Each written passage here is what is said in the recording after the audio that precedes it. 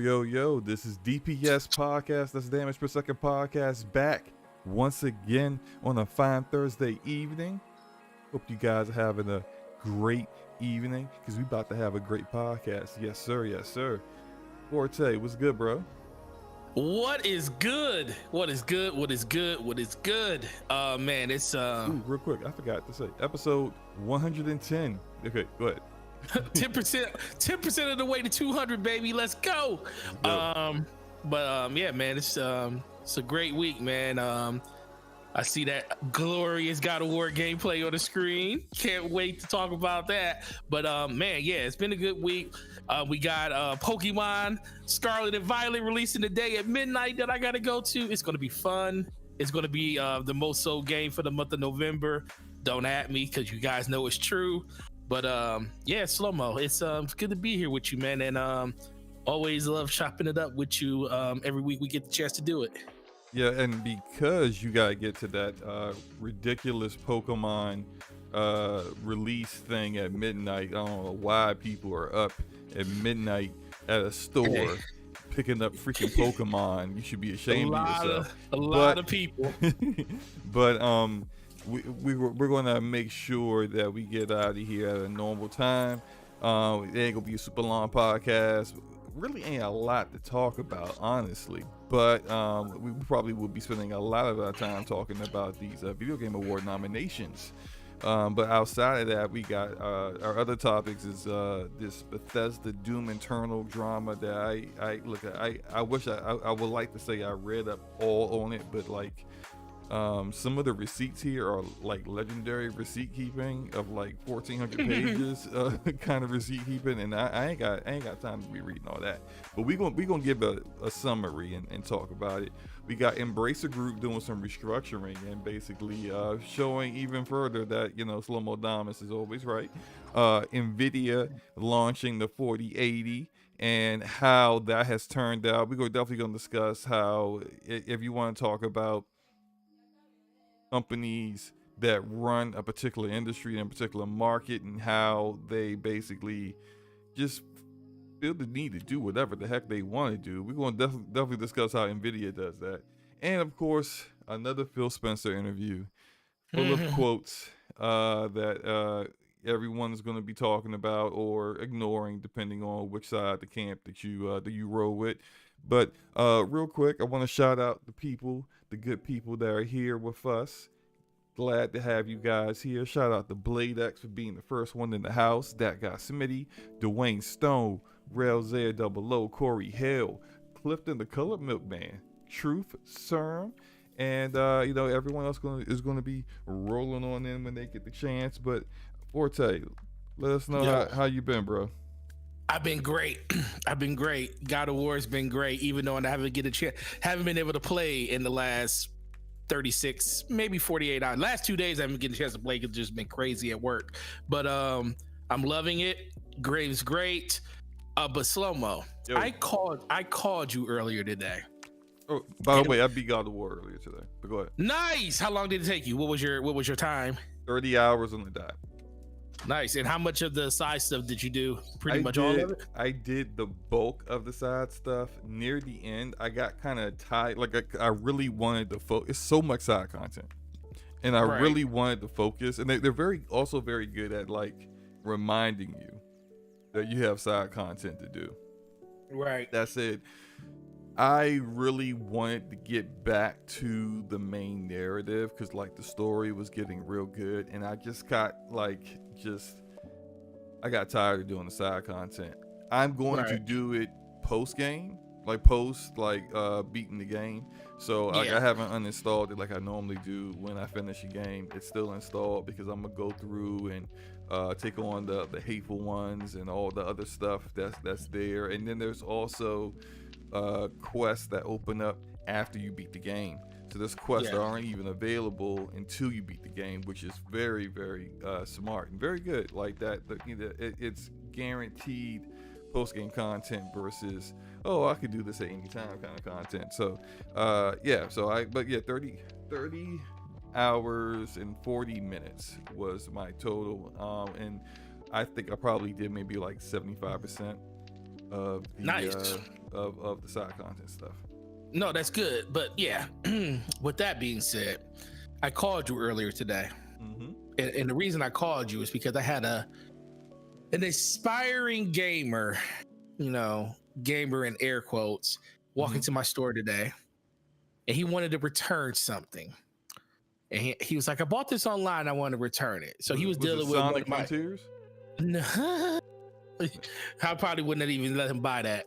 But he wanted to return something, and he took it out the box, or we took it out the box, and it was a Zim, a Chronos Zim. Wow. Like, wait, hold on. Mm-hmm. Yeah, so this story gets even better. Oh, so yeah. It was a Zim. I was like, oh, okay. So I proceeded to go online because, I'm going to stick it to anybody that buys a Zim, because I don't believe you're using it for the reason it was intended. You're using it for nefarious reasons. Right. So, It's even marketed that way. And whenever the Cronus company anyone ever says, like, why are you helping people cheat?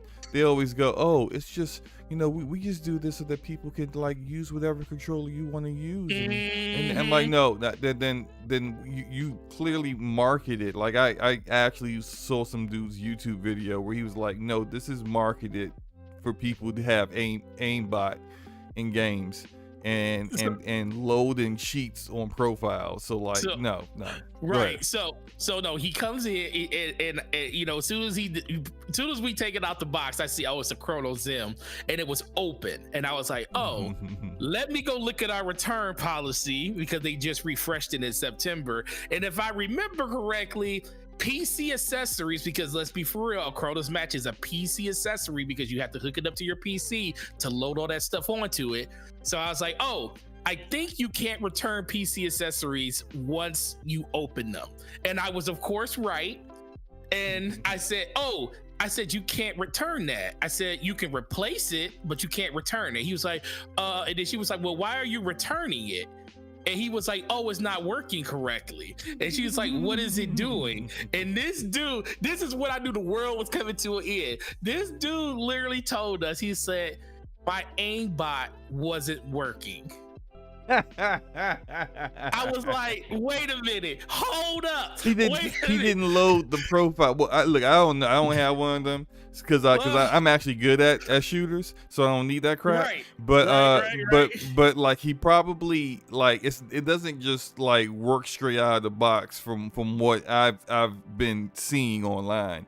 You gotta actually like load profiles for specific games to it. Yep. And he probably just bought it, but just like, let me hook this up somehow, whatever he had to do to hook it up, and was like, okay, it's not working.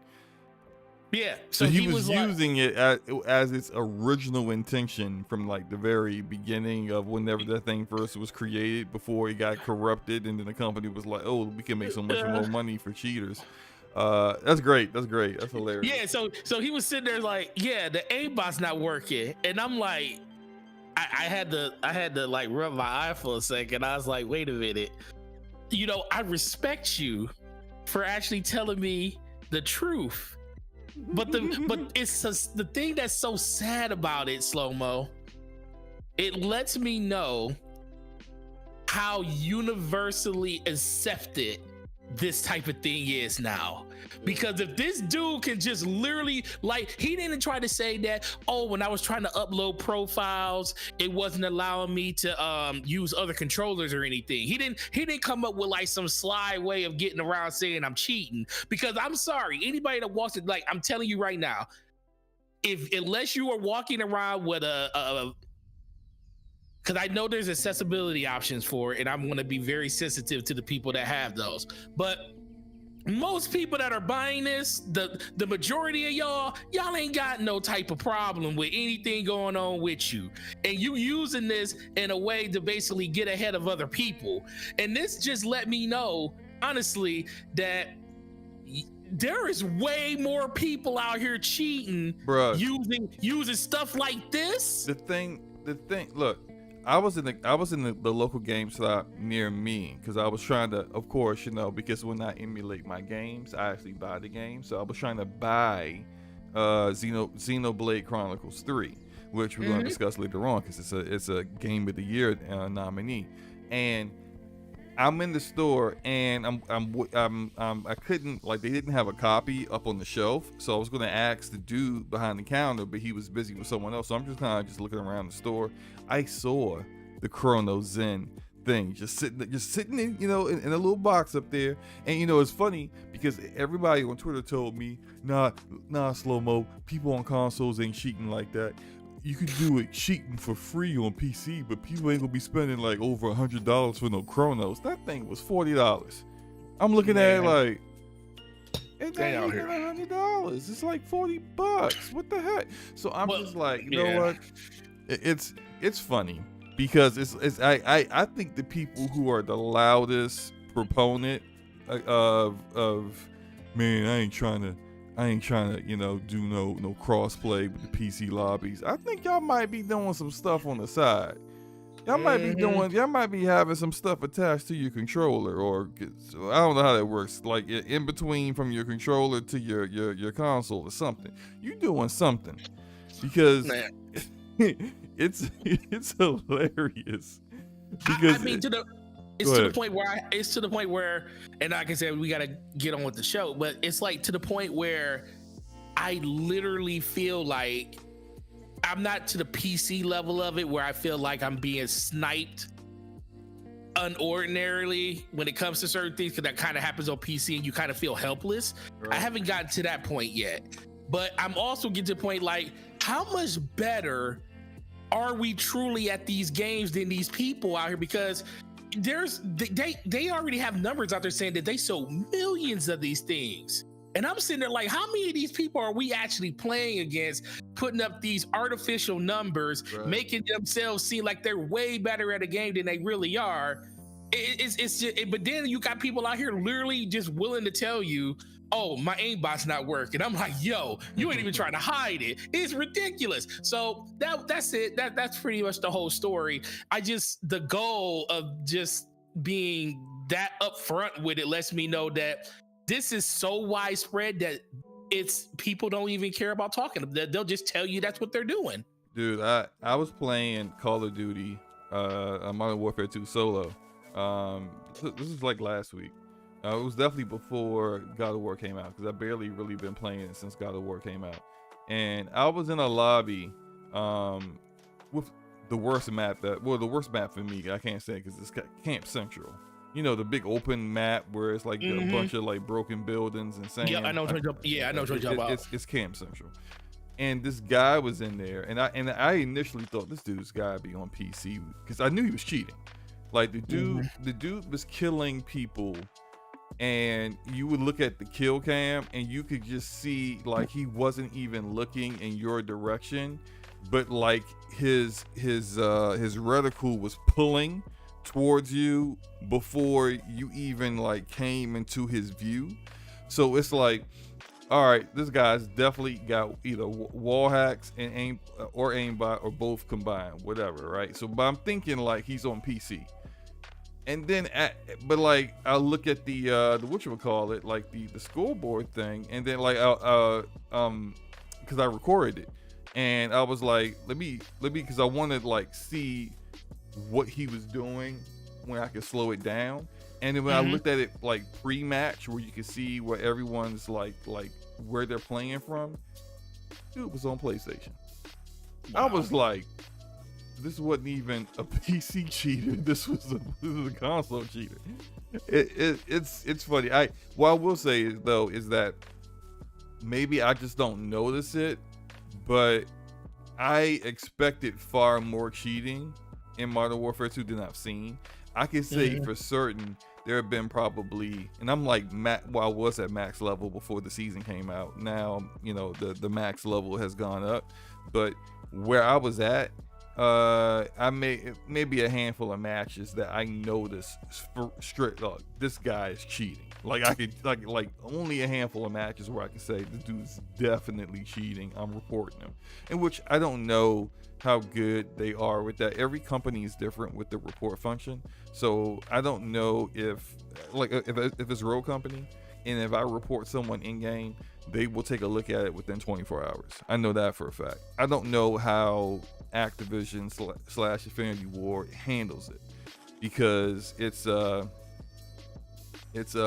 don't know if they are like Halo Infinite, where 343 wasn't looking at it at all. You report someone for cheating, and you'll get an email like a month and a half later saying they're looking into it. It's like, looking into what? I forgot what Matthew was talking about. But you know, like it's all different.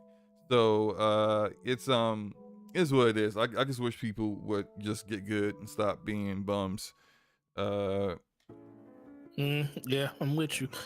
But that's been my week, man. What about you?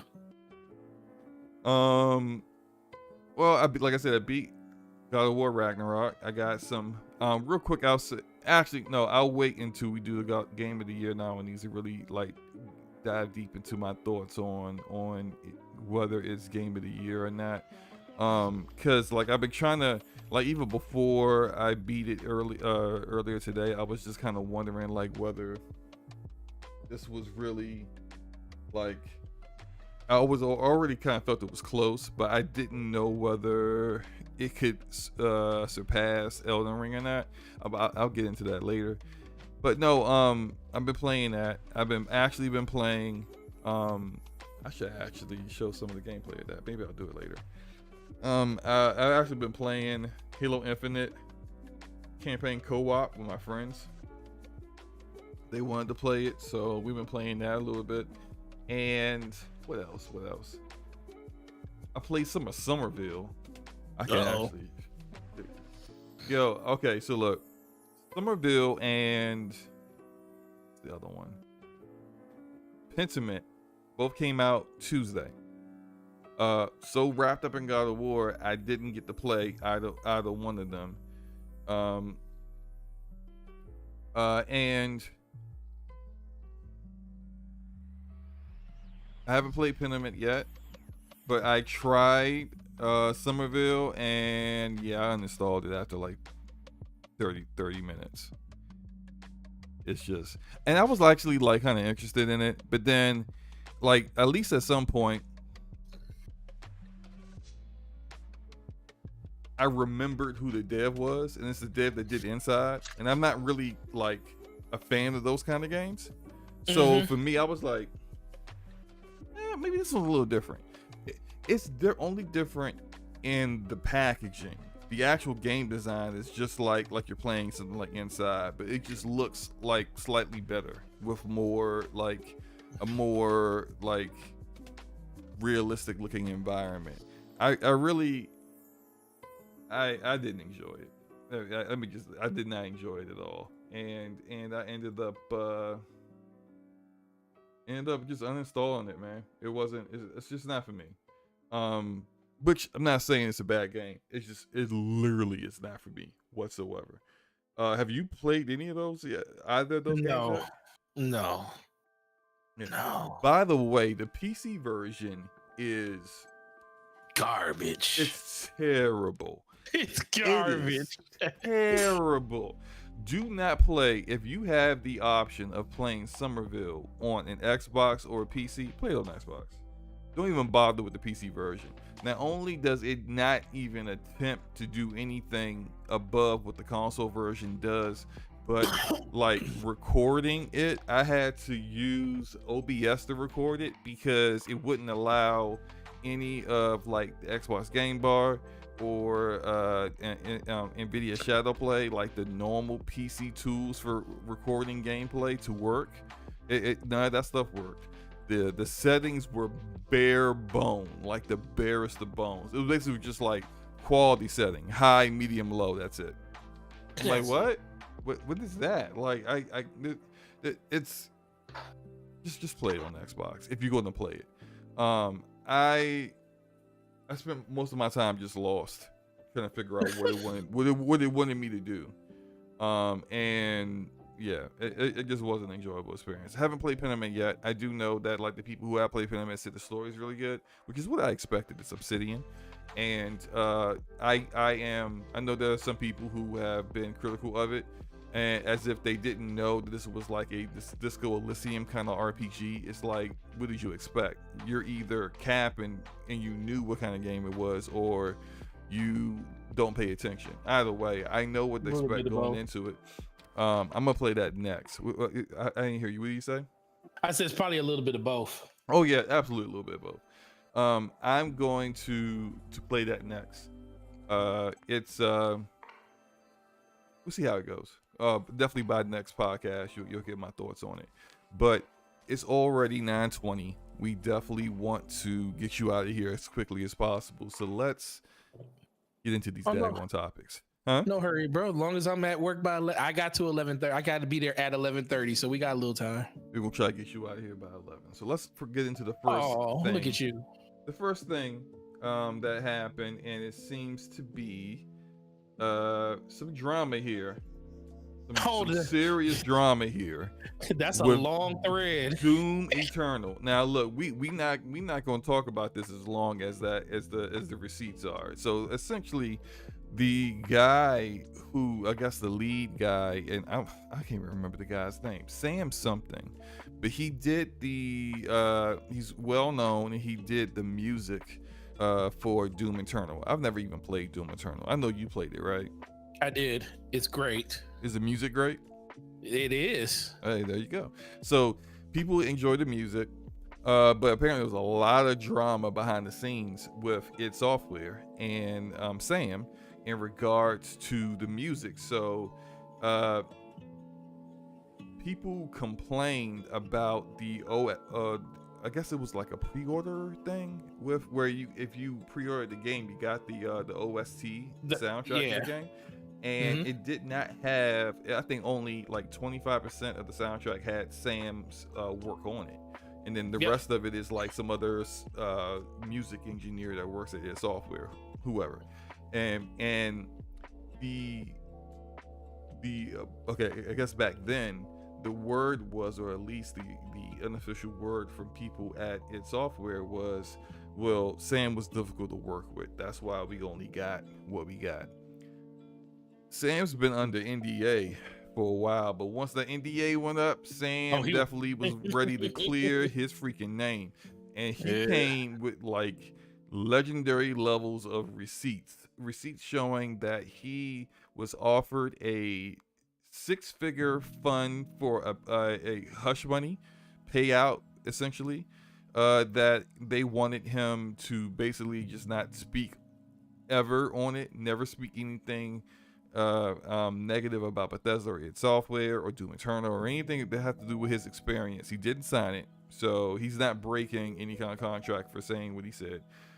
He provided a lot of receipts that showed that they were not being truthful in regards to their working relationship with him, and also he talked about, this was one thing in particular. I got the Cliff Notes version of all this stuff, but like one thing in particular, he said that like he felt it was he was doing extra work for no reason. So like essentially he was told he had to do tracks for levels before he could even see the level. Okay, that doesn't make any sense, right? So there's that. But then, as he figured, as soon as the level got completed and the work got completed, they wanted him to do revisions on his tracks to kind of match the level after the level had been made. But he's just like, why didn't you just wait till the level was done to have me to do the work? I'm doing extra work for no reason, because now I'm doing revisions over work I already had to do. He did extra tracks, and those extra tracks are that 25% that's in the OST. They never told him they were doing the OST. They never told him they were using that extra work, and he didn't get paid for any of that.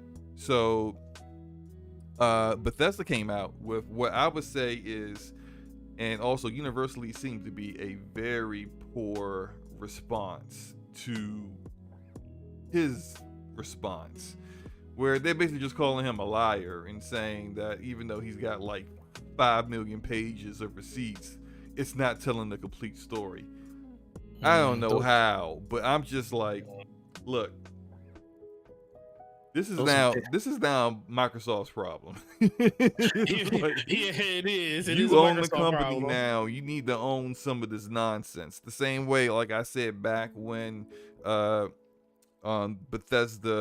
Softworks was having all those issues with Todd Howard's behavior and development in the development of Fallout 76, and as well as Starfield and all the studios and how they felt Todd Howard was working. Like, you gotta own this stuff now. This is stuff that you have to clean up. Whether they do still work independent from Microsoft, but at the same time, it's like, I'm sorry,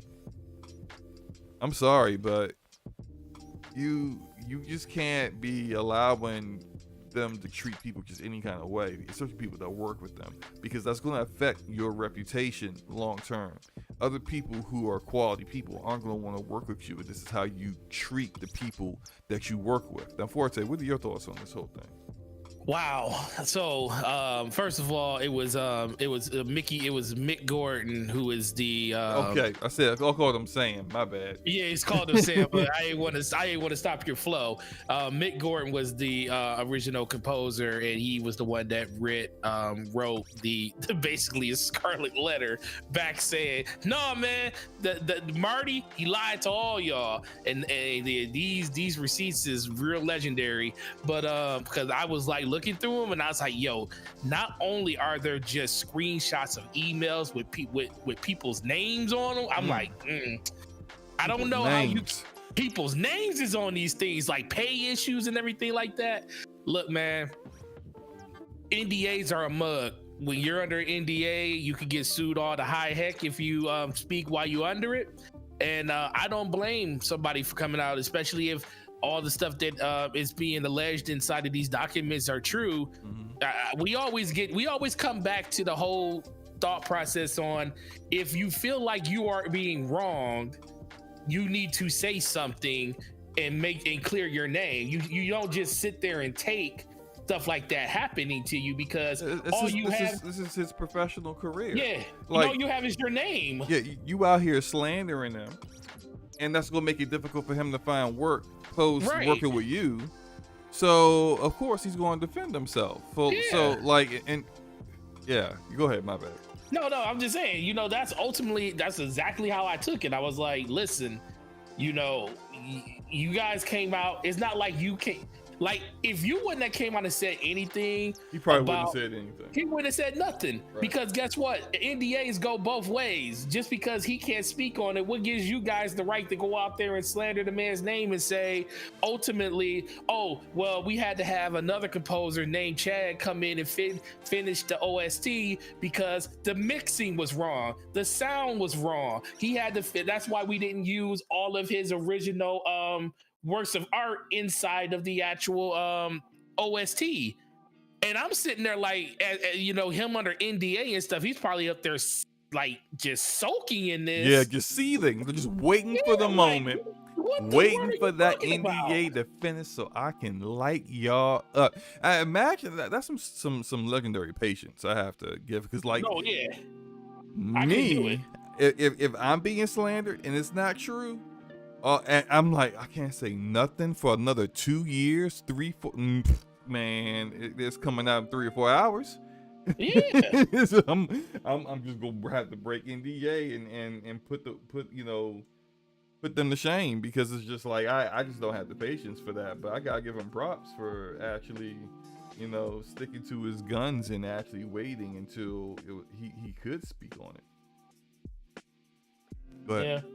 No, I think that's the biggest thing for me. I was just looking at it like, what is really going on in this conversation? But ultimately, it just really comes down to, like you said earlier, this is Microsoft. This is one of the things that you bought into when you picked up Bethesda. You dealing with all their garbage and stuff and everything that's going on, with them financially, and even in legal terms. Because let's be for real, if these is all true, this is just the beginning of this conversation.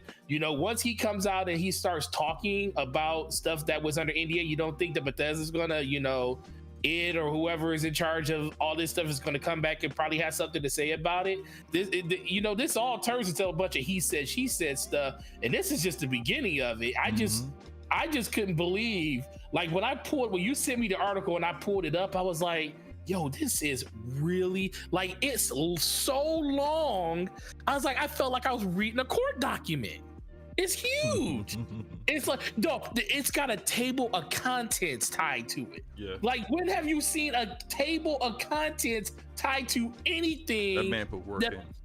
No, he probably sat there for a week and literally dotted his I's, crossed his T's. I was saying, like, yo, if he's lying about this stuff, this is probably the most elaborate way that you could try to make yourself look good that I've ever seen in my life. But ultimately, it's a Microsoft problem. But if this happens to actually be the way it is, y'all deserve everything that this man is saying about y'all. And it's not his fault that you guys wanted to keep this hush hush. He's not the one that broke NDA on it. You guys are subject to the same type of NDA. It's just the fact that he listened to it for 2 years and you guys didn't. And y'all let the dirty laundry out. And he's like, okay, I'm gonna wash the laundry and I'm gonna air dry it instead of like putting it in a spin cycle. I'm gonna let it sit for a while so you guys can see how this actually really feels.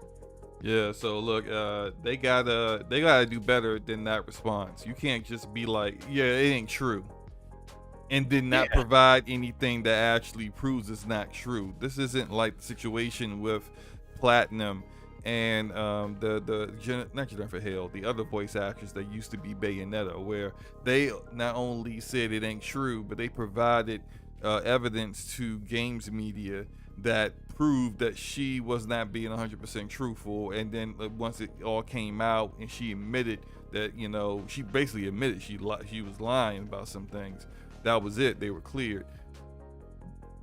id Software, Bethesda hasn't done that. They just came out with a statement, and that statement, honestly, like, we can't trust you. We can't trust, well, you shouldn't trust anybody that just say, hey, you know,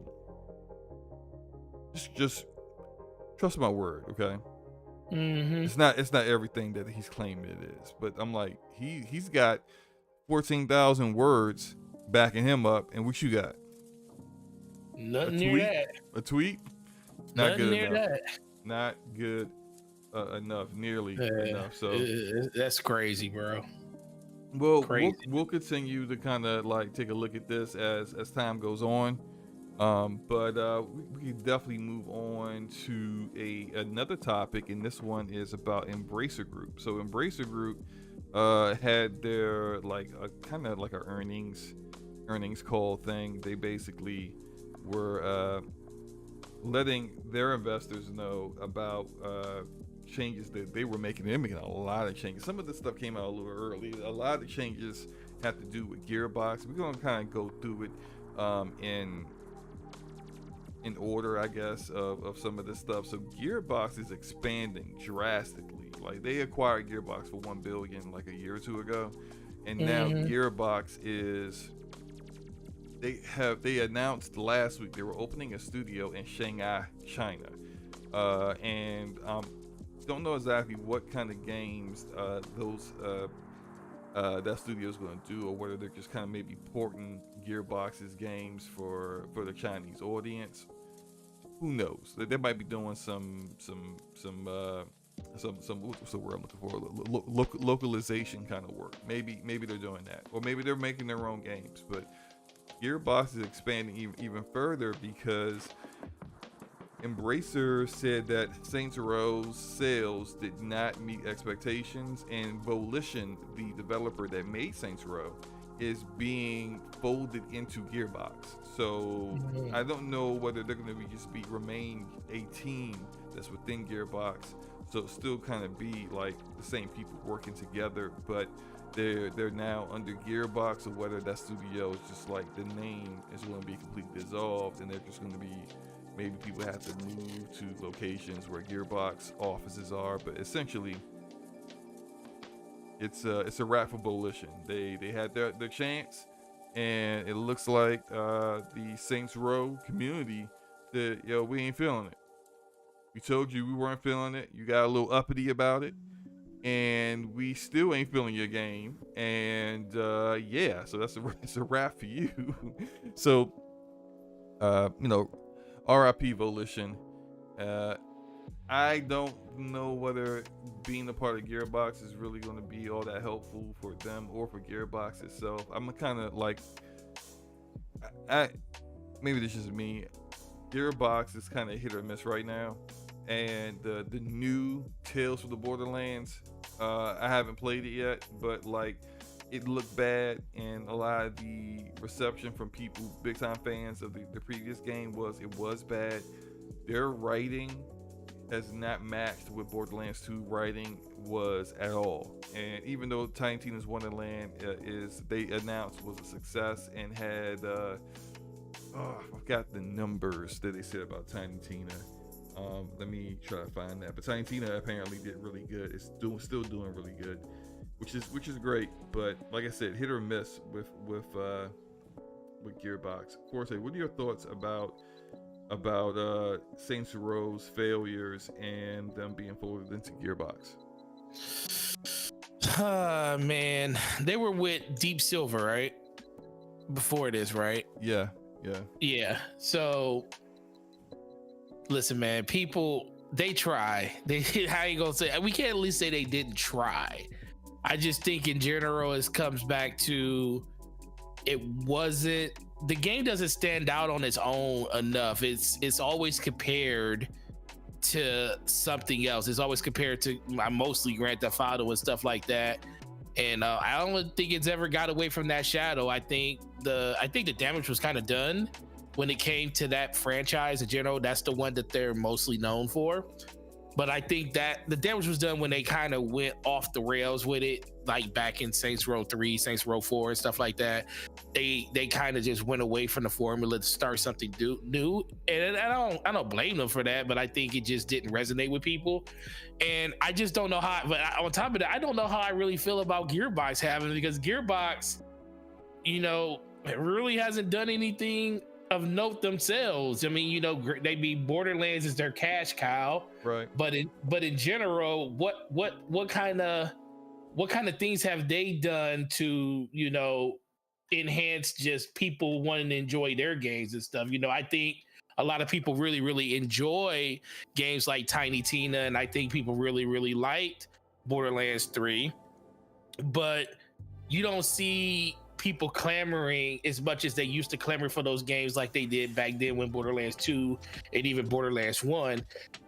I don't see that type of love and admiration for the franchise like they used to, and stuff changes all the time. And we know Borderlands is always one of those type of franchises that come and go with the wind. But I also think that they just don't do anything to stand out. And Randy Pitchford is just, I used to like Randy, but then I think I used to like his charismatic attitude and stuff that he used to have. Oh, but I also thought he was a. You thought it was what? Let me not get mean. I've never. Let me just say I've never cared for Randy Pitchford.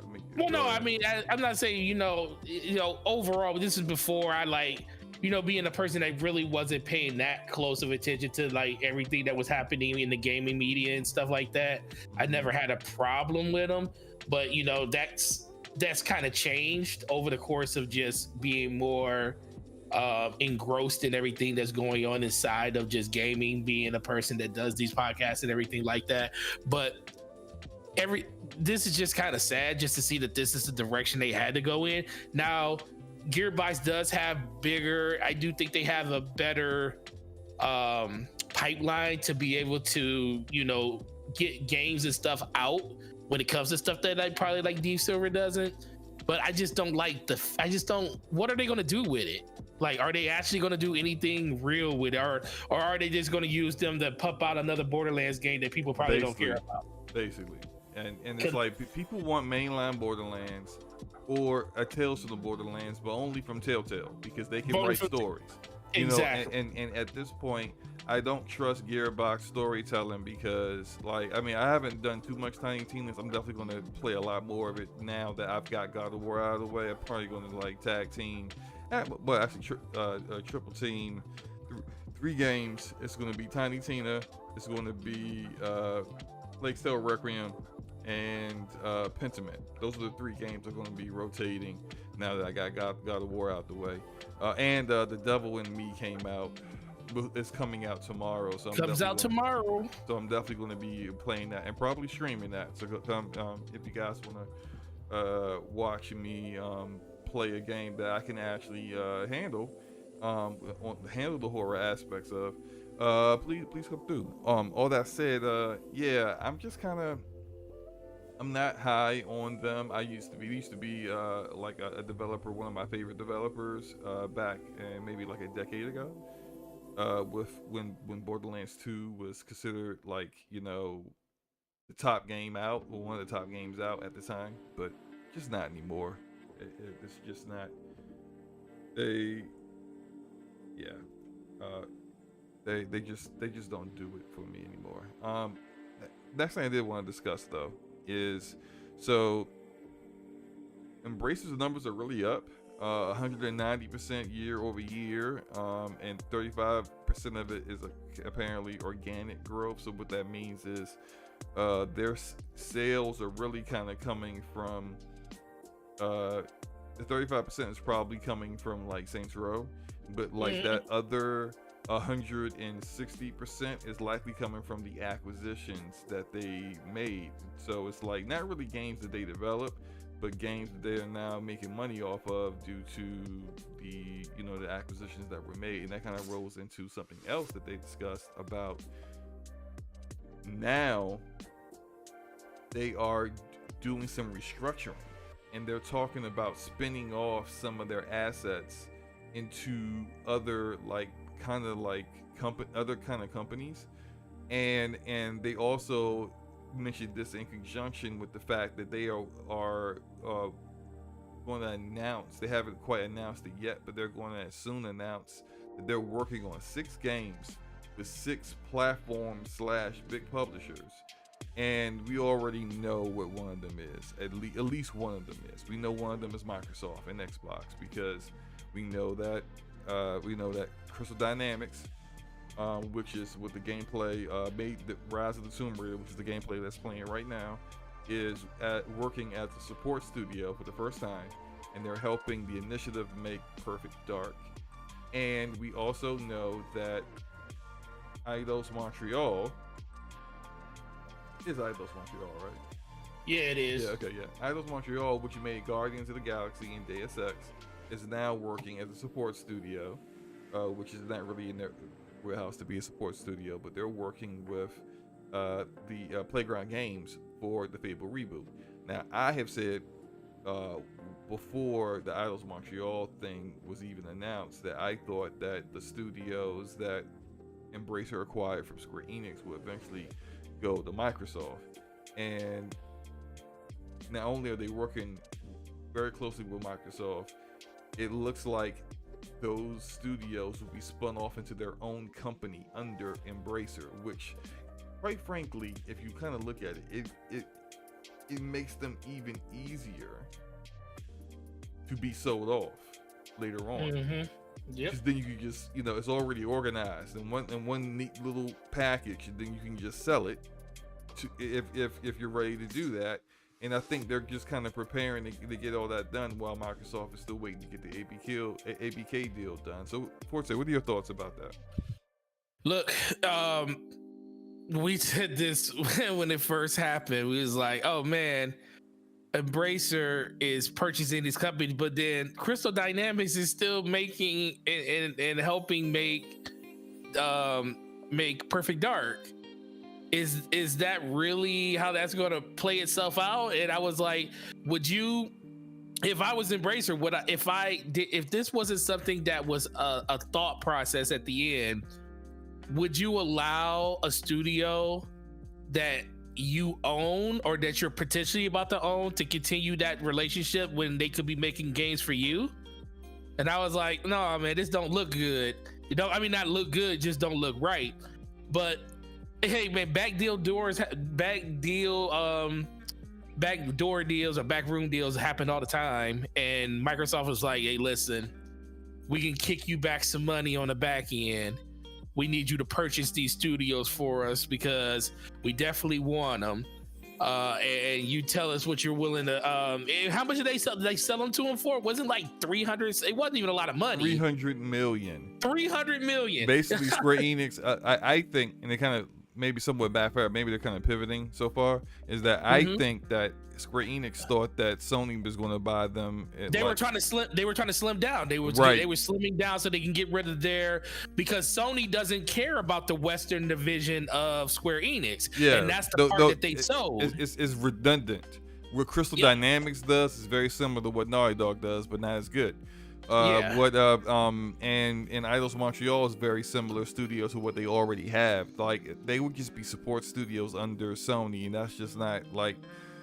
If Sony doesn't feel the need to have those studios, why even buy them? So I think that Square was trying to make themselves a bit more attractive, and I don't know why the acquisition hasn't happened yet. But it looks like it was happening now. They kind of pivoted towards like trying to find a way to get companies like Sony to kind of buy into a little bit for certain studios or whatnot, and not necessarily like just buy them outright or those studios outright. But regardless of that, it's been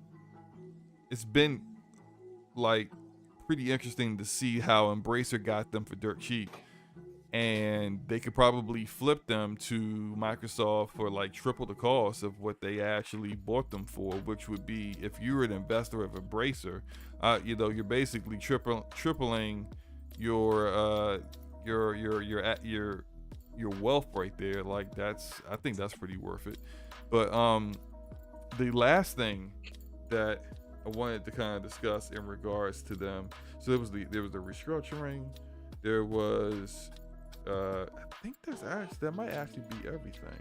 I don't think there was anything else outside of that's about it. That's all they really spoke about, this Cliff Notes version of it, of course. But yeah, we definitely gotta see how this plays out further. I don't think that like if those studios are sold, I don't see it happening until like next year or even like 2024. And hey, maybe they'll even wait until after Fable reboot and Perfect Dark reboot come out and see how those turn out before actually going ahead and acquiring them, which might be a smart move on Microsoft's part if that's what they end up doing. Right. But if they don't, like, I mean, who knows? Like, Forte, before we move on, what are your thoughts about that? Do you think that those studios are going to get acquired? I think they are. I just think there's smoke, there's fire. I just don't see Embracer just holding on to a studio that Microsoft is willing to. I mean, that Microsoft has developing a game, and we don't even know where in that development cycle they are with this game. It just seems like it's more of a benefit to Microsoft than it would be a benefit to Embracer. Embracer is all about basically, they just want to own a bunch of different things, where Microsoft is the one that actually needs the publishing rights to all the things that they have, because they need to fund the funnel of Game Pass. So ultimately, it's really just going to come down to Microsoft. It's going to benefit Microsoft more than Embracer actually owning those companies, in my opinion. So I do think something's going to happen. And are they going to end up with all those studios? Are they going to end up with Crystal Dynamics? Are they going to end up with? I think they're going to end up with both of them. They're already working with both of them. Yeah. So I think in so many ways they are. Yeah, as long as like things work out correctly, like if the two studios don't work well together, then they probably won't do it.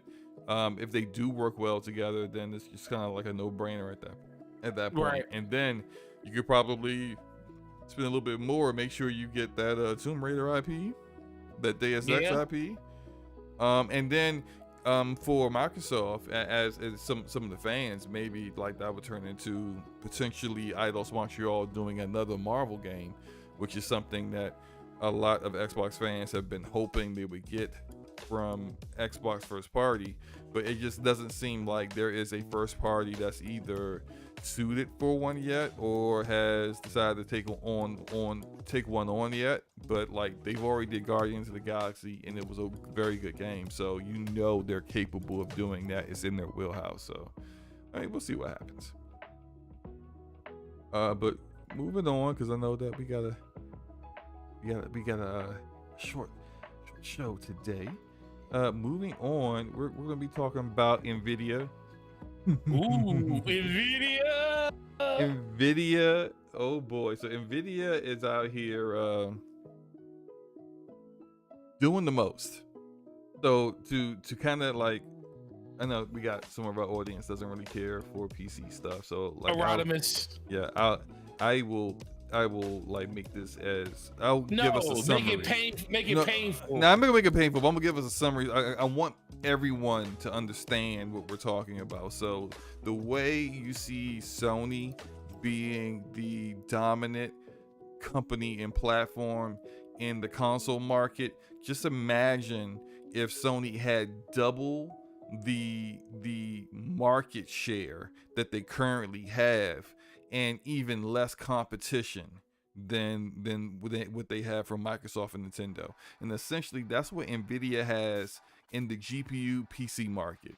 They have a little over 70% of market share, and it's gotten to the point now where they basically just price things however they want, and it doesn't seem to matter because people buy it anyway, which is interesting because AMD, when it comes to just straight rendering the games with their GPUs, rasterization as it's called, they're actually very competitive on the high-end side with Nvidia, but people don't buy AMD. They buy Nvidia. And I think, and this is my theory here, so you know, follow me, Forte, on this. I'm listening. I think it doesn't make sense unless you are a content creator like yourself and myself to really go with Nvidia. Think about it. If AMD is cheaper and gives you competitive, almost same performance, like and on the mid and low end for GPUs, they outperform them routinely for cheaper. What is the purpose of going with Nvidia if you're not a content creator, or unless you're going to go actually spend $1,600 on a 4090? Because at that point, I understand, because that's like AMD doesn't have an answer for the 4090. They usually don't have an answer for the top end GPU that Nvidia comes out with, but Nvidia always overprices the heck out of things. And so when it comes to this 4080, when they first announced the 4080, it was $1,200, but they announced two of them. And the PC community exposed Nvidia for lying about the 12 gigabyte 4080, because it really wasn't a 4080. It had a completely different model number, a model name. If you're going to say it's the same card, it would have the same model number, the same amount of CUDA cores, but you made it cheaper because you gave it less memory. That's what people thought. That's what people have accepted when it came to the 3080, the 10 gigabyte 3080, and the 12 gigabyte 3080. Now you came out with a 4080 that's a 16 gigabyte and a 12 gigabyte, but they're not the same card whatsoever. So they got exposed and they unlaunched it. But when they unlaunched it, they never unlaunched the price of the actual real 4080. So that's 4080, and it came out yesterday? I think it came out yesterday. And it's selling out, as we all knew it would. Mm-hmm. But it's smart of Nvidia to make sure they got that out when they did, because they couldn't have it come out around the same time as AMD's already revealed 7900 XTX, because that's a $1,000, that's $200 cheaper than the 4080. And even though we don't have the benchmarks, but if you look at the specs of it, more than likely it's going to be like the same performance as the 4080. Maybe a little bit less, or maybe might be with, you know, better drivers a little bit better than the 4080. But regardless, that 4080 is probably not going to be $200 better than the 7900 XTX. So Forte, when do you think Nvidia is finally going to get like They head out finally going to there, actually compete. You know, because like they never get nothing happens to them. Of course, they price things like this because people buy it, and then it's like there's never they have no need to drop their prices to be more reasonable when everyone's buying it. So when do you think that's actually going to happen, or the people actually would give AMD a shot? When AMD gives their cards away, basically. Oh, that ain't never happening, man. That's when. Look, man, I'm with like. It's like, okay, put it this way. I do believe that AMD has cornered the market when it comes to CPUs. I think the age-old thing where you need an Intel CPU at all times to do everything, even to play games, I think that's out the window, because I think AMD has done a great job in marketing their CPUs and their price to performance for what they actually do. And then they also allow you to be able to move forward on newer generation platforms with new motherboards and new chipsets, and use all your older stuff, so you can still use AM4 on AM5. You know, they allow you to do that, where Nvidia, when they change generations, they change everything. You got to upgrade everything to do it. So I think they cornered the market when it comes to that. They gotten a lot better foothold on the CPU market.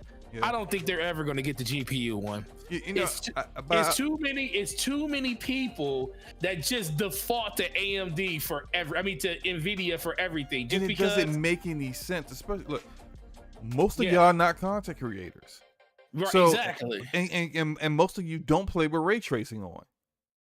So although DLSS, their DLSS is superior to FSR, but like without that, and FSR isn't bad. FSR 2.0 is pretty good. Like it's not as good as DLSS 2.1, and DLSS 3 isn't even really ready for prime time like that, because it's asserting fake frames, and they don't make the image better. But like, this is what I think, Forte. I think there's a lot of people that want to be content creators. They want to be streamers. They want to do all the kind of stuff that makes having superior software that Nvidia has necessary. But they aren't. And this is, I'm not trying to get mean here or anything, but the 90% of the people that are content creators,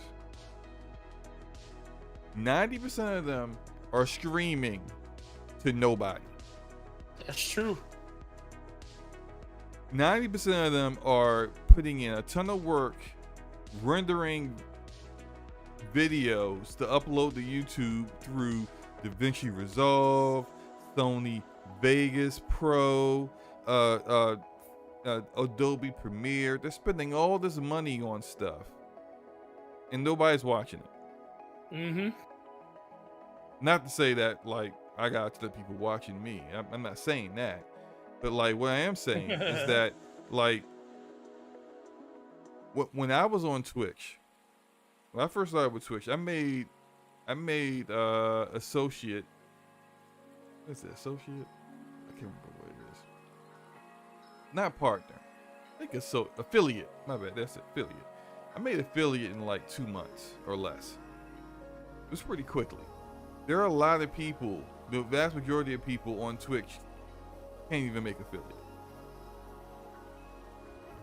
But these are the people that will buy Nvidia's tools and buy their GPUs when they're probably just better off just going AMD, bro. That's true. I mean, am I off base by saying that? Like, I'm not saying give up on your dreams or anything, but you're spending a lot of extra money without getting any of that actual benefit that comes from that, you know? Forte? Yeah, I'm here. I'm saying, like, I was just kind of clarifying. Do you agree with me, or am I off base with that? No, I think you're 100% on basis, but I also think people just, once again, it's like you go with the Joneses. You know, everybody talks about Nvidia. Everybody say it's the gaming CPU. Everybody say it's the best CPU. I mean, not CPU, GPU for everything that you want. It's like your one-stop shop for the GPU. And let's be for real, Nvidia even kind of promotes that to an extent. I just think ultimately, absolutely. It's the until reason why every time they reveal a new GPU, they make sure to segment some time there for this kind of stuff. Oh, look, we're now, look, as a streamer, we got Nvidia voice, so that like background noise doesn't show up in your stream. We got this, we got that, because they know the people out there, they want to do those things, and they can get people to buy them over AMD because they put a lot of time into to make sure that stuff works, and it's better, it works. Yeah. But at the same time, it's like you putting all this work into your production, and I'm not saying you shouldn't put work into your production. You absolutely should. Like, how else do you expect to grow an audience if you don't put, like, you know, quality work in? But I think people should put more quality work into not streaming and not saying an entire word the entire time you're streaming. Like, a lot of people, the reason why you aren't growing your platform as a content creator isn't because of the fact that you chose AMD over Nvidia. It's because your videos aren't good. You're not consistent with your content, or you're a streamer who doesn't have a great personality, sorry to say it, and you're not great at a game. Just keep it a buck. There's look at the streamers that have big platforms. Mm-hmm. There's something that you're always going to see with it. One, if you're a girl, and there's some girls that are hot, right? And then you see and you check out their stream, and you know why the people are there. They suck at games, but they're hot. So that's what but they're at least they're playing games. I will give them that, right? Yep, that's true. There are other, whether there be men or women, streamers who have great personality, very personable, very engaging, and they engage with their chat, and it doesn't matter if they're good at playing the game or not. The people are there for them, so it doesn't matter what they play. They could be a variety streamer playing whatever. People are there to see their reaction to things. And then you get the other streamer that, like, presentation is trash. They don't have like any kind of setup. They haven't put any time of work in. That's true. But they are epic. They may be cheating, but who knows? But they're epic at a particular game. And right. People show up to see superior, dominating gameplay, and they provide that. I think that's like a Shroud. Like, I think Shroud is awful at everything. He's mean to his audience. He doesn't, like, he spends a lot of time just being quiet and just playing the game. I've seen a lot of streamers that are like that. They barely say a daggone word. But if they're awesome at a game, people will watch that because you're destroying everyone, and they want to know how you do it and get better. If you don't check any of those boxes, it doesn't matter what software you're running. It doesn't matter if you got a 4090. It doesn't matter if you're streaming in 4K, 1440p, 60 FPS. It doesn't matter what you're streaming in. Ain't nobody watching. You're boring. You're boring. I love slow-mo. Like, you're boring. I'm trying to help people. Like, hey, look, even if you're streaming to nobody, you're boring. No. I'm saying even if you're streaming to nobody, you're boring. Let's say you're playing the game, talk to yourself.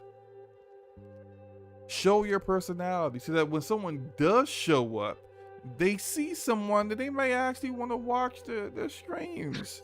Right. Don't not say anything because there's nobody in the chat. That doesn't make it. Or actually look at your chat. Shout out one of my friends who, he wants to be a streamer. I show up to his stream.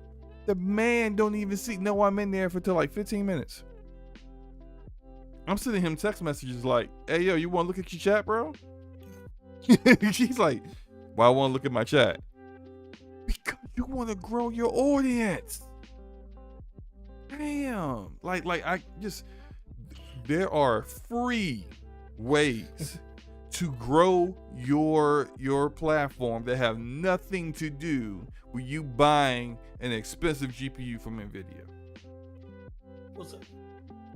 All right, that's ran over. I'm sorry. I just had to say that. But yeah, no, I mean that's the dream for some people. They feel like being able to have the top tier stuff is what they kind of need to do in order to stand out from other people. It's just like, think about it, it's just like, you know, YouTube. You feel, some people feel like they gotta have the best mic or have a really good camera or really good gameplay or something like that in order to make it on YouTube. I watch people literally make it on YouTube by using their phone as a camera and using their phone as the microphone. It doesn't matter if you're good, if you got a personality, people will watch you. Because trust me, let's be for real about this. Everybody has a audience. It's just, are you willing to put the work in to get the audience that's right for you? And I think people kind of don't, they miss that part of it and stuff. So yeah, like I follow a lot of people on Twitch and YouTube. A lot of people in the community I'm cool with. I'm subbed to all you guys, or I follow all you guys, and I like to engage with you guys when you're streaming or you're doing your podcast or whatever, right? On Twitch, I follow the people I follow that aren't in this community. I follow people who are excellent at playing a particular game that I'm interested in, or I follow people who have a great personality and their streams are mad fun. That I don't care if you look like a gorilla or if you look like a supermodel. If you don't doing one of those two things, I got nothing for you. You do nothing for me. Like I if I want to look at like something amazing, I'll just go upstairs and hang out with my wife because she's freaking beautiful. Other than that, like when I check out a stream, I don't care if your titties are hanging out or if you better be having your titties hanging out and you got a 4.0 KD. In Call of Duty, because if your KD is a 0.4, I don't care. Like, and maybe that's just me. And there's clearly some guys out there that's just like, hey, look, hey, the cleavage is better than the fact that she sucks at every game she plays. But I think a vast majority of people would rather see both. And preferably that you actually are somewhat decent in a game and that you're not like basically stuck on the same part of a game for what 3 times the amount of time it should take you to beat it because you're just terrible at playing games. Or they don't want to deal with someone where they go walk into the stream and they don't, like, you're not even acknowledged. A new person joins your stream, acknowledge them. Hey, Texas Wrangler 4045, what's up, bro? Well, man, whatever your name is, glad to have you. Like, appreciate you, bro. Hello. Like that's free. That's free shoes. I'm not gonna charge you $1,000 like Nvidia to give you to help you. Get your stuff up, man. It's just, look, it is what it is. I'm not even like, I've been even talking like I'm a massive streamer. Like I said, I only hit Twitch affiliate. I'm not a partner on Twitch, nor do I want to be, because partners don't get any more benefits than affiliates, and all of that for all that extra time in that you gotta put in. It's just not worth it. But regardless of that, just don't spend like. Yes, Nvidia is superior for recording. I think Nvidia Shadowplay is the best gameplay recording software out there.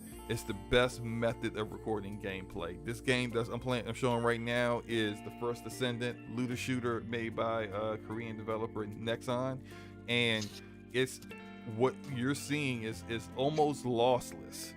And when lossless means it's like there's no drop in the quality of what was actually seen to what's recorded. It's nearly there. What you're viewing is almost like maybe 98% of what I actually saw when I played it. If anyone has ever messed with external capture cards, none of them can really provide that. The closest you get is like an internal PC capture card, like a live gamer 4K average media card that does really well. Could give you close to that experience, but it's not the same. Nvidia is awesome with that stuff, so I'm not saying they're overrated. Absolutely not. That stuff is not overrated. It's the best. But if you can't afford it, AMD also has encoders. Okay. It's not as good, but it'll get the job done. You know, like whatever. Moving on. Nvidia is tripping. That's all I gotta say. And I hope AMD can actually provide something next month where they are handily outperforming Nvidia and can be a bit more competitive. And maybe next time Nvidia drops some more GPUs, they're not price gouging the heck out of us. You ready to move on, man? Yeah, definitely. I mean, listen, I think in general, it ultimately just comes down to, just because everyone says it's the best or everybody likes it doesn't mean that you have to follow along with that sentiment. You can actually try new things out and see if it's actually better. And I think if more people did that, they would kind of realize that AMD is not that bad. So, yeah. All right, moving on. Let's talk about this Phil Spencer interview. Whoopsie. That interview. That is not the right one. Hold up. Sorry. Made a mistake there. The Phil Spencer interview, he did an interview with Decoder, The Verge, and this interview was like, it was pretty long. Like, it took me a while to get through it. It was a long interview, bro. It was a good interview, though. Yeah, but he said a lot of things. Some of them, I'm gonna keep it a buck with you. I was kind of annoyed with Phil Spencer in this interview. I'm fine with him saying again and kind of, you know, conceding to look, whatever PlayStation wants for Call of Duty is fine. Mm-hmm. Right. He said in the interview, he's like, look, freaking Candy Crush makes more money than Activision and Blizzard.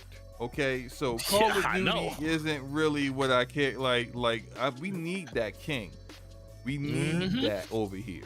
That's what is gonna really help us, and I am all like we all acknowledge that. We've been acknowledged this a long time ago when it first happened. We said this is the reason they're doing it. Yeah. That's it. I'm a little annoyed with a few things. Here we go. The first thing I was annoyed with. Yep, so, I'm gonna hear it. I'm showing Redfall right now, right? Redfall gameplay. He talked about how in the past they have released games too early,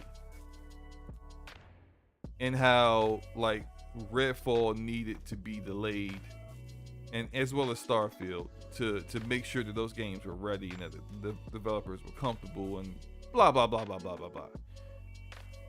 And I'm reading that and I'm like, although that's true, when are you talking about the game you have recognized that you've released games too early? Are you talking about State of Decay 2? Are you talking about Sea of Thieves? These games came out in 2018, I think. Or are you talking about freaking Halo Infinite that came out last year? When did you get this epiphany that you've released games too early? Because frankly, you've been doing it for forever and you did it last year. So what's up? Because I feel like I've heard this before. I feel like I've heard them talk about, we probably shouldn't have released Crackdown 3 like we did. Or we probably shouldn't have released State of Decay 2, a buggy mess. It's like,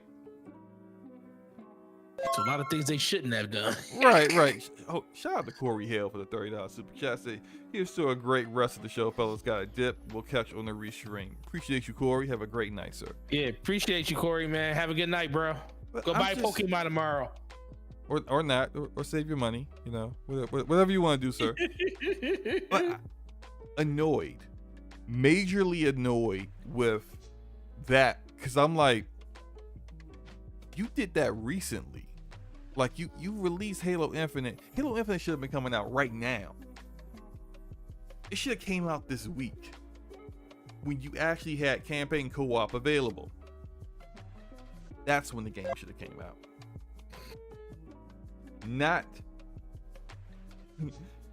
Not last year with bare bones everything. And it not working well on multiple platforms. That's not when it should have came out. So I'm just that annoyed me. I was annoyed. You was annoyed. Now, I can tell you was annoyed. Bro, I don't get it. Let's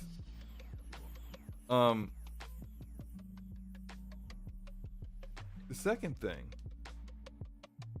was, so actually let me I took some screenshots because I wanted to make sure that like I got all of this out before I get into that. What are your thoughts about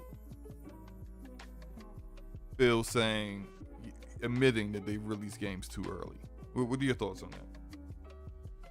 So I think, see, this is the thing. Phil has he has a willingness to be honest about a lot of things that he probably shouldn't be honest about. I think it's at a certain point now where they're just looking at he's just looking at the scenario and he's like, listen, y'all, they had to release these games. Even if they didn't want to release them on time, I think, think about Halo. I don't think Halo should not have released what it released, but I think it was tied to a deadline of a 20th anniversary. You know how I feel about that. They wanted to sell mugs and everything. Plus, they wanted to have a game that was going to launch somewhat within reason of the Xbox Series X and S releasing. So they released the game and said, we'll fix it along the way. Same thing happened with games like Crackdown and all of these other games that they basically had all of these issues with day one, State of Decay issues day one. It's just like, I think they felt like people are willing to wait for this stuff, but I also think that they were taking advantage of their player base a little bit. And I think at this point, they know that they're going to have content. Content's not going to be a problem for Microsoft in the future when it comes to Xbox. The quality is what's in question right now. And I think right now he's really talking to the point like, listen, y'all, we messed up when it comes to stuff like that. But it still doesn't change the fact that, dude, Microsoft needs to do a lot better in what they were doing before. And I think he's acknowledging that. But I think they're just being really, really super honest because they just, first of all, they're still dealing with this ABK deal. So I think everything that they say, you can kind of take it a grain of salt. I do think they're being very transparent in their intentions in what they're doing with all of this. But I do think that a lot of this stems from the fact that Microsoft, over the course of the last generation and a half, has literally taken advantage of their player base. And I think that's where Phil Spencer and all these different these comments are coming from, because we know it. They're just finally acknowledging it, for everybody to hear, because guess what? They know that they have the content. They know they got the content in the pipeline. They just need to finally release that content in the pipeline. And I think that's where they're actually sitting at right now. I'm going to quote something that Phil Spencer said from this interview. So this is it. In hindsight, when you look at a game like Starfield, it's taken so long and so much investment in new IP from the team. The decision to give the team the time to build the game that they feel they should be building is just the right thing to do. But what about Halo Infinite? What about it? Flagship mascot, your flagship IP for Xbox, period. You didn't give that the time that it needed. And that was in development for just as long, if not longer, than Starfield. So, again, what's good? Because I'm just...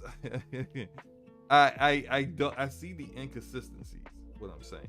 I do want to comment off of what Rob said, Rob the Don, because he's amazing. I'm gonna want to answer him directly. He says, "No, Forte, I think Microsoft proper said no more money, and it was tied to the financial quarter." I do think that is part of the reason that they did that, but I also think that's part of the reason why Microsoft is in the situation they're in, because I think that Microsoft before that didn't want to spend that money, he knows that that's not the situation they're in no more. But it still doesn't change the fact that Microsoft and Phil Spencer are still one. Even if he had a hard time getting money from Terry Myerson back in 2011 all the way to 2014 before they let him and kick rocks with his butt, it's still on the ledger that happened. And not all gamers know that. We just know that there's been a drought when it comes to quality. We know there's been a drought when it comes to games, and Phil Spencer is really talking about that.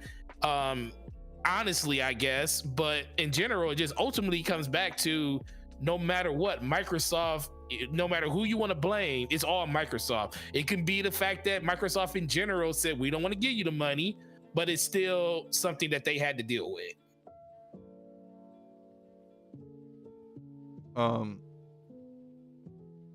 Okay, so yeah, we can move on from that part. I want to talk now about his response to the interviewer about, I'm going to quote something that he said about the Activision deal. So he said, the interviewer said, "You're buying the Candy Crush company. People think about it as Call of Duty or whatever, but you're buying Candy Crush." And he said, "Absolutely. In addition, the number that's not in the Candy Crush / King number is Call of Duty Mobile and Diablo Mobile, which are big franchises that exist in that Activision and Blizzard bucket. There are also major players on phones. Yes, the idea that Activision is all about Call of Duty on console is a construct that might get created by our console competitor and maybe some players out there." So the interviewer responded to that last part and said, "You mean Sony, by the way. You don't mean Nintendo. You mean Sony." And he said, "I haven't heard Nintendo send in any complaints about the deal." Yeah. So he's talking about Sony. So Yeah, Sony is easily making the whole thing about Call of Duty, which, frankly, I'm not. For them, it is all about Call of Duty. For them, it is, because what do they care about King? Like, they're not big in the mobile market. Neither is Nintendo. Nintendo doesn't care. They care about Call of Duty because Call of Duty sells the most on their platform every year, and they want to make sure that, or try to make sure that stays that way. They're getting the same amount of money they were getting before from it after the fact, which, of course, things are going to change. You're not getting the marketing anymore. You're not going to be able to stop it from going into Game Pass, no matter how much you try. And all those things are going to affect the amount of people that are going to be buying it on PlayStation. I'm not saying everyone's going to leave PlayStation for it. That's not realistic. But you're going to get some people who will leave. But right. I wasn't annoyed with his response with that. That's what I expected. That's what other people have been saying. What I was annoyed with was Phil. So, it's like, I'm going to find the exact quote, but there was the way he was speaking about providing PlayStation with what they wanted. He was speaking as if he's always spoke in this manner. Mm-hmm. He's always been willing to give them whatever they wanted, but back in January, you only offered them 3 years, and you reiterated only a few months ago you were only offering 3 years, which I understand you can't offer it in perpetuity forever. That doesn't make any sense. Their lawyers wouldn't allow that. And I don't think any regulatory committee is going to demand that. That doesn't make any sense. But the tone now is not the tone that you had earlier. Like, you were always saying, "Hey, we want to make sure it stays on. We have the intent, the desire to make sure it stays on PlayStation." But when you actually talked to them, it wasn't quite the same. So it's just. I guess it's not gaslighting. I wouldn't go that far, but it's this attempt to kind of make it seem as if, well, I've always been speaking this way, when you really haven't, What are your thoughts on that? I just think, so he even talked, he even talked about, the Game Pass lane and stuff, talking about, what their thoughts on that is and where it's going. I just think at this point, Phil Spencer's just like, okay, so you're not going to just come out and just say, you know, verbatim, even though we always wish they did just say verbatim what exactly they were thinking. I think this is just Phil Spencer unfiltered. He's like, okay, everybody, no matter what I say, people think this is what our intentions are. Let me tell you what our true intentions are. I just think at this point, that's just the kind of place that they're in. You know, they have to like qualify every little thing they want to do when it comes to ABK, and that's okay. But I think in general, he's just tired of this being a consistent conversation. I mean, if you watch the video, you can literally see in his face, like when they ask, he's like, oh my God, come on, guys. This is like literally something that we always talk about. And to be honest, it just ultimately comes back to the conversation that Microsoft hasn't been. I think they've been very consistent in their thoughts on what they were going to do with the ABK franchise when it comes to Call of Duty. I think in his mind, they clarified that enough by saying that Call of Duty is going to be on PlayStation. They talked about their desire to keep it on PlayStation. But I think the biggest thing is people just didn't get a chance to hear exactly what they truly mean by that. Like, okay, we're not going to sign a contract in perpetuity to say this game is going to always be on your platform, because guess what? Things do change. Remember, they did say he's like, you know, things are going to try to change, and we want to make sure that we have the flexibility to do that. Now, is that going to sound good in a press release right when they say it? If he comes out and says it in that direct way, then people are still going to question, like, oh my God, PlayStation isn't going to have Call of Duty long term. So no matter what he says, it's going to be a conversation that people are going to want to have consistently all the time. And I think right now he's just at that point where he's like, okay, you know what? When this deal goes through, because I still believe this deal will go through. When it does go through, this is what we intend to do with the franchise going forward. And I think right now you're getting kind of the unfiltered version of him. And he's just tired of answering these questions over and over and over again. And I do agree with you to the point where you keep saying that it's not gaslighting, but it's like you're saying that you were saying this stuff all the time. I just think he wasn't saying it as definitive as he's saying it right now. These are like absolutions he's putting out there right now, and that's completely different than what a lot of people were expecting them to say in the past. Because it's not exactly that. He's literally definitively saying what we will do with this franchise going forward. He's doing his job. Yeah, and he's doing his job, and I understand that. Jim Ryan and PlayStation are also doing their job, and so I'm not like trying to defend PlayStation and Sony and Jim Ryan here, but if you put yourself in their shoes, right? In this interview, he keeps going back to Minecraft. Okay, he keeps talking about how this is like Minecraft. I didn't sign a contract with them to keep Minecraft on PlayStation, so why do I need to sign a contract? That's true. He didn't. Oh, wait, no. Hold on. But why do I need to sign a contract to keep Call of Duty on PlayStation? Well, one, you offered the contract. You already offered a contract. So why are you saying, why do I need to do a contract when you've already offered that? Well, I think in his mind, he didn't even, that was something that was, well, you got to remember too, I think because there's already a contract in place with Call of Duty, I think that was him trying to bridge the gap with them by saying, okay, you know, to kind of settle your nerves, we're willing to extend this contract out. Because I don't even think it was just the fact that he wasn't. No, that's not. They're not extending the exclusive deal. No.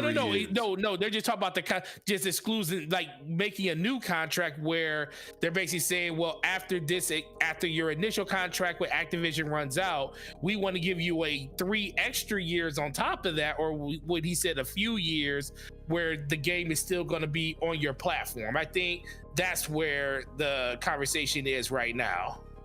Okay, this is what I'm saying about. Okay, look, we have to look at things in context, right? True. So, when back in 2016, I think it was 2015 and 2016, when they acquired Mojang and bought the Minecraft IP, Sony called him. Like that. This is actually in a article where he talks about how he got called by Sony and was like, "Are you pulling it off our platform?" And he said, "No, we're keeping it on there." And they trusted and believed his word on that. Now, why I think they don't quite trust and believe his word on this isn't because Call of Duty makes so much more money than like, look, Minecraft makes a S ton of money. I think it makes almost probably just not on a yearly basis, but annually. I think Minecraft is up there with everything else. Yeah, I don't know if it's like how much else. I think Minecraft sells more than just games. That's what I mean. They make more, I think, when it comes to revenue. Not revenue, but when it comes to like just. I don't think it generates Call of Duty. Yeah, but like in other, I don't think it generates overall more than Call of Duty. But whatever. That's not really the point. I don't think that either. Dr. Sarakas in the chat says Sony did sign a contract to have Minecraft on PlayStation. Dr. Sarakas, read the article. Phil Spencer says he didn't have to do a contract for Minecraft. Read the article with The Verge. I'm not going to argue with you about this. This is what he's saying. So he said he didn't have to do a contract for Minecraft, so why should he have to do a contract for Call of Duty?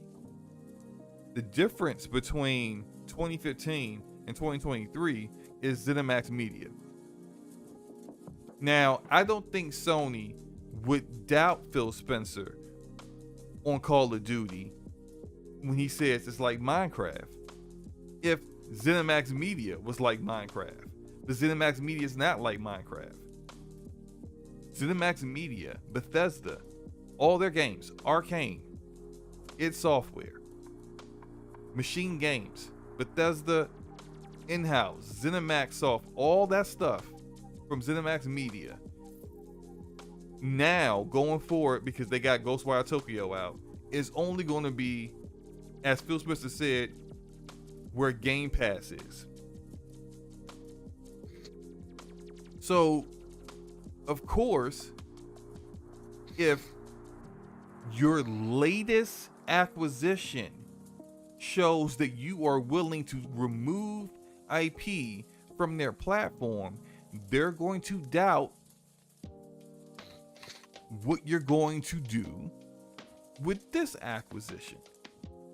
And just taking your word for it, who can? Nothing's legally binding with your word. So of course they want a contract. Like I'm not trying to be a pony here or something or defend Sony. I'm just looking at it realistically from from their perspective. I wouldn't have took your word for it if this was always how you handle things. Right. But it's not always how you handle things. And people actually did believe that when they acquired Bethesda, it was going to be like Minecraft, because that was like people like Colin Moriarty and like plenty of people out there in the industry was like, yeah, man, it's just going to be like Minecraft. Those games are going to, Elder Scrolls is going to stay on PlayStation. Fallout 6 is going to be on PlayStation. Starfield is going to be on PlayStation. Why would they remove it all? But they did. Right. And they didn't tell you they did. They were going to do it until the deal officially closed, until regulators signed off on it. So of course now, when you're talking about an even bigger company, the biggest publisher that's out there, with a game that sells the most on their platform, they want a little bit more than Uncle Phil's word for it. Am I being out of the line with saying that? Am I being like, am I being unfair in saying like that makes sense to me? I mean, like, Forte, am I off base?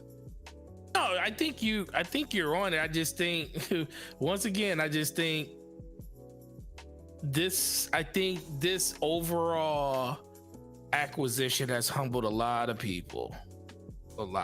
I think Sony never thought they would ever see a situation where their number one IP that they partnered with, that brings in the most revenue yearly to them, would ever be in a situation like this.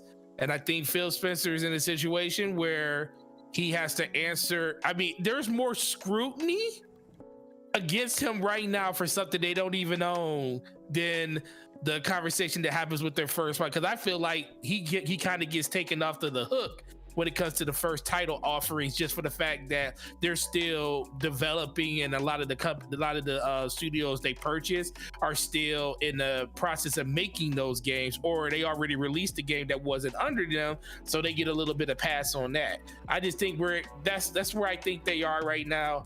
But in general, I think you're 100% right. It just ultimately comes down to what the direction of where these studios and where Phil Spencer goes in the future with all this. You see the chat? True Serve says you're kind of being the pony, Slow-Mo. I don't know if he's joking or not, but him not being a pony by saying I understand why they won't take his word for it. And I don't understand how anyone, when it comes to business, will ever say you should take someone's word for it in business. Mm-hmm. Not only would you not do that for your own personal life.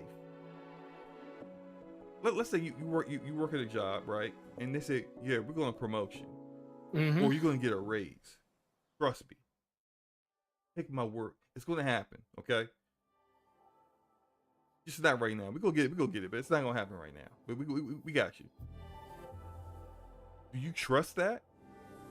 Or that if I'm going to get a raise, I want to see something tangible that I can relate to, that if I don't get this raise, I can point to this and say, you told me I was getting a raise. Who buys a car and doesn't get the title? Who buys a house and doesn't get the deed to the house? Mm-hmm. Nobody does business and does anything with money and doesn't get any assurances to it. So this idea that like you must be a fanboy by saying you don't trust someone's word for it, when literally as an adult you shouldn't be doing that in your personal life or professional life. Come on. I mean, I can't disagree with you on that. Like, come the freak on. Like, I expect better from the 10%ers, okay? Let me just say, I expect better. You guys should know better with that. Like, this isn't even like difficult. You want some assurances, and I think realistically they understand they gotta give some assurances. I think some of the annoyance that you see from Phil Spencer in his interviews, that he's tired of talking about the same way we're tired of talking about it, as we said before. Absolutely. But all that said, we're not gonna act like Sony should just take his word for it. That's ridiculous. So like let's what do you get beyond so that. what do you think, so what do you think the direction is from here? The direction is from here is that I think that they are seeing how this is going and how everything is going into phase 2 with some of the bigger markets, and they're looking at the timetable and they have other things they want to get to. They know that like Sony, if they acquire another studio, Sony is going to scream to the high heavens, see what they're doing, which is all negotiations, right? And why Embracer did what they had Embracer what they did. But like, you don't know how long like studios that you may want to acquire, not just Crystal Dynamics and Eidos Montreal. It could be a Asobo. It could be, you know, what if Asobo is going through some financial straits right now? You know, like, but you want to acquire them, and you could just handle all that. You don't want them going to like EA or Tencent, and then now it's like making it like they got plans and they want to get this. They don't want this to be off schedule. They said they expected this deal to be completed before the fiscal year is up. That will be June of next year. If things starts happening where like they're going into phase 3s, or like one of the regulatory committees comes back and says we need you to do a couple of things, they just like, hey, look, we ain't about that. Like, I'm gonna quote Phil Spencer right here. This is what he said: native Call of Duty on PlayStation, not linked to them having to carry Game Pass or streaming. If they want a streaming version of Call of Duty, we can do that as well, just like we do on our own consoles. There's nothing behind my back. Call of Duty Modern Warfare 2 is doing great on PlayStation and on Xbox, so will the next game, and the next, and the next. Native on the platform, not having to subscribe to Game Pass. Sony does not have to take Game Pass on their platform to make that happen. There's nothing hidden. We want to continue to ship Call of Duty on PlayStation without any kind of weird, aha, I figured out the gotcha. He is basically now saying, hey, look, whatever it takes. Yeah. Now, still, that's an interview. And even this interviewer said, it's great that you're saying that to me, but Sony can't legally hold you responsible for what you said in the interview. And Phil's response to that was like, hey, look, I'm a software engineer. I'm not a lawyer. Which to me was just like, bro, that ain't the answer. If you really want to get this done. I mean, but the only way that's going to get done is by him signing his name on the line for something. Get some years. Make it 5 years then. If 3 isn't enough, make it 5. Whatever. But if you want to get the deal done. But do you think Sony's going to sign that deal for 5 years? That's still not, look, they don't want it ever. He can't give up the house because we know some of the things that Sony wants ain't happening. Like Sony wants the marketing. You ain't getting the marketing. It's not happening. Sony wants it to not be in Game Pass. Sorry, it ain't happening. Like now, some of that could be capped. Some of that could be negotiations. As I said before on the show, when you negotiate, sometimes you ask for things you really don't want, just so that later on you can pretend like you're actually losing something by giving it up to actually make sure you get things that you want. So that it could be negotiations. They could be playing the game with that. That's it. They're not getting everything. They ain't gonna give up everything. And frankly, I think it would be a deal breaker for them if a regulatory committee came to them and said, you can't put this in Game Pass. They'd be like, whatever, we're suing. Or what they're going to go to the next, we're going to appeal, but we're going to have it in Game Pass. You can bet the house on that. Like, they can't give them any and everything they want, and they shouldn't, because they're the ones that's buying it. Sony whining about what they want and don't want. Who gives a crap? You ain't got the money to spend on it, and you ain't spending on it. So you don't get to tell them what they're going to do with something that they own. That said, if you want to get this deal done and not have it held up and not have other things that you're working on held up, go ahead and just get it out of the way. The things that you're willing to give to get this thing over with. So, yeah. Look, man.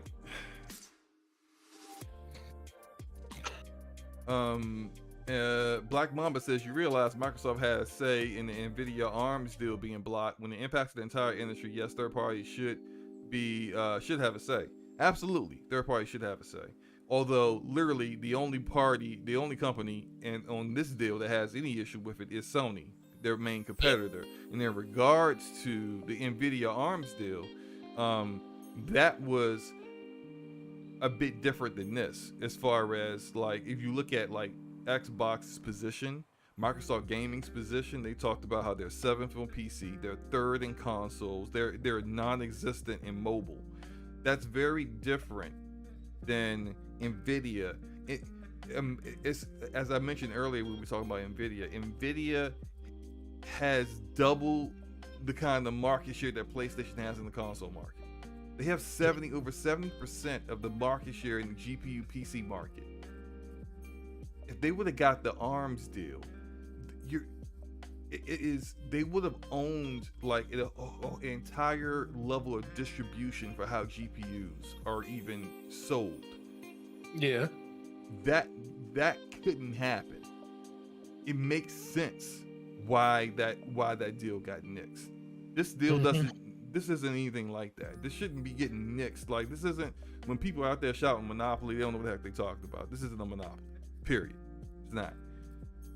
He said he was responding to our rhymes. That's fine, but you good, man. We talked about this too long. He said, stop jumping down my throat. We talked about this too long. All I'm saying is that, like, I understand Phil's frustrations. I get it. You're tired of talking about this. We're tired of hearing you talk about it and discuss it as well. That said, like, we can't be pretending like you've been on the same energy the entire time. You haven't. You can't be pretending like ZeniMax Media didn't happen and that, oh, hey, look, I did it for Minecraft, so what's the problem? It's not like that. Like, you have to, in context, like in the real world, when people see you do something different, they're going to change. they're gonna expect different. Now they're gonna fight you on it because they saw they didn't fight you on it. They saw what you did after everything worked out. So they're trying to make sure you're not snatching Call of Duty off their platform once it's all said and done. Well, it's not like they. I mean, I guess you're talking about the Bethesda stuff there. Yes, because they didn't fight with them in this whole process on that, probably thinking it was going to be like Minecraft, and it wasn't. So now you're doing another acquisition, and you're like in the context of everything, it's like it didn't work out the way we thought it was last time. So now we're gonna fight you a little bit. Well, I think it was mostly due to the fact that they didn't remember Sony called Microsoft about Minecraft, and I don't think Sony cared too much about the Bethesda stuff. I don't think it hit home for them enough, because the thing is, I'm not saying they cared too much. What I'm saying is that it shows a pattern, and they do care about Call of Duty. And the only publisher you acquired, you made everything exclusive. So now you acquiring another publisher. Now we need to talk about this, because like before, when it was Minecraft, we were shocked you acquired a publisher, but we thought it was going to be like Minecraft. Now you've acquired a even bigger publisher that is it actually generates a significant portion of our revenue. Now we need to have some words. That's all I'm saying. Is that like it's different. It's different now. Yeah, they should be scared, and it should be. It's a lot of money. Exactly. It's different now because you have been different. You did things differently. So that changes how we react to things. It's not. It can't be looked at in a vacuum, like 2015, 2016. Yeah, 2015, 2016. Yeah, it was right. It's like one of the first major purchases they did when Phil Spencer took over. Yeah, we're gonna move on because we got like 15 minutes. So let's. Oh, you good, man? Let's go. Let's do it. So, Video Game Awards nominations that came out on last Monday. The Video Game Awards show is going to be December 8th. Let me see what that is. December 8th is a Thursday. So it Thursday? Live on DPS. Yes, sir. We probably will go live a little early because it's going. I think it normally starts around like an hour before. You said December 8th? Yeah, that's you. Yeah, that would be because that's 3 weeks out. Right. It normally starts at like 8, but like I think we usually go live beforehand. Right. Let's look at the categories real quick. We are definitely going to skip the esports stuff because we do not care. You don't want to talk about how coach of the year, team of the year, mascot of the year. Nope, not at all. So all that stuff skipped. Let's talk about most anticipated games. So we're gonna go through these real quick. You're gonna see. Yeah, take your time, bro. Oh, I'm not even signed in, so you're not gonna see what I voted for, which is fine. We got for most anticipated game of 2023. We got Final Fantasy 16, Hogwarts Legacy, Resident Evil 4, Starfield, and Zelda: Tears of the Kingdom. I think this is a shoe on for Zelda. Zelda's gonna win this. Win. It already won Game of the Year for 2023. Pretty much. But me personally, Final Fantasy 16, these are my most anticipated. What about you? No, like literally, that's a hard one for me. I mean, Zelda's number one. I will definitely agree with that but I don't know what they're going to do with Zelda. I'm really intrigued for Final Fantasy 16 for the stuff that I've seen already. As long as it ain't 15, I'm happy. But Zelda's gonna. It's pretty much everybody's most anticipated game for next year. Right. All right, moving on. Next category, best adaptation. Okay, look, I will talk about this because I've seen 3 and a half. I keep falling asleep on Uncharted, so you already know I'm not voting for that. But I've seen Sonic 2, decent movie. Great. These two, I think, comes down to this best adaptation, recognizing outstanding creative work that faithfully and authentically adapts a video game to another entertainment medium. I think these both did that in spades. I'm gonna go with Cyberpunk though, because Cyberpunk was dead center on like everything that's from the game. What about you? Man, that's a tough one, man, because I really like Sonic 2. Really, really like Sonic 2. Like, I like how they're introducing characters, even at the very end of Sonic 2. Not going to say the character they introduced, but the next one for Sonic 3. I like the way that they're even going about doing that. But I mean, is it authentic to the video game? Well, it's kind of hard to be super authentic to the video game when you're in a real world scenario. I think, look, that's the name of the category. That's the description to the category. Yeah, but but I'm just saying. But I think I think outside of just environments itself, I think they are very okay. If you want to go to the letter of the law, what it's saying, then it's going to be Cyberpunk. I'll give you that. Yeah, or Arcane. Although, or Arcane. I don't know how faithful Arcane is because I don't play League of Legends, so I'm not invested in that. But I can tell you for a fact, by beating Cyberpunk 2077 twice and watching Edge Runners is faithful to Cyberpunk to the fact that the Ripper Doc in the TV show is in the actual game, the actual character. The cybernetics and weapons and mods that they have in the TV show are things that you could actually put on your character in the game. Like, all that stuff is and some of the characters from the game are in the TV show. Like, it's on right. Point. Yeah. No, yeah, I agree with that. I just think if Sonic was a show or a game that had voice acting and stuff like that, where you could communicate with the characters and stuff like that, I think that's kind of where the disconnect is, because there's a lot of stuff based in the world of like what they have in Sonic, like the coins, the rings, and the characters and the tropes that they put in there.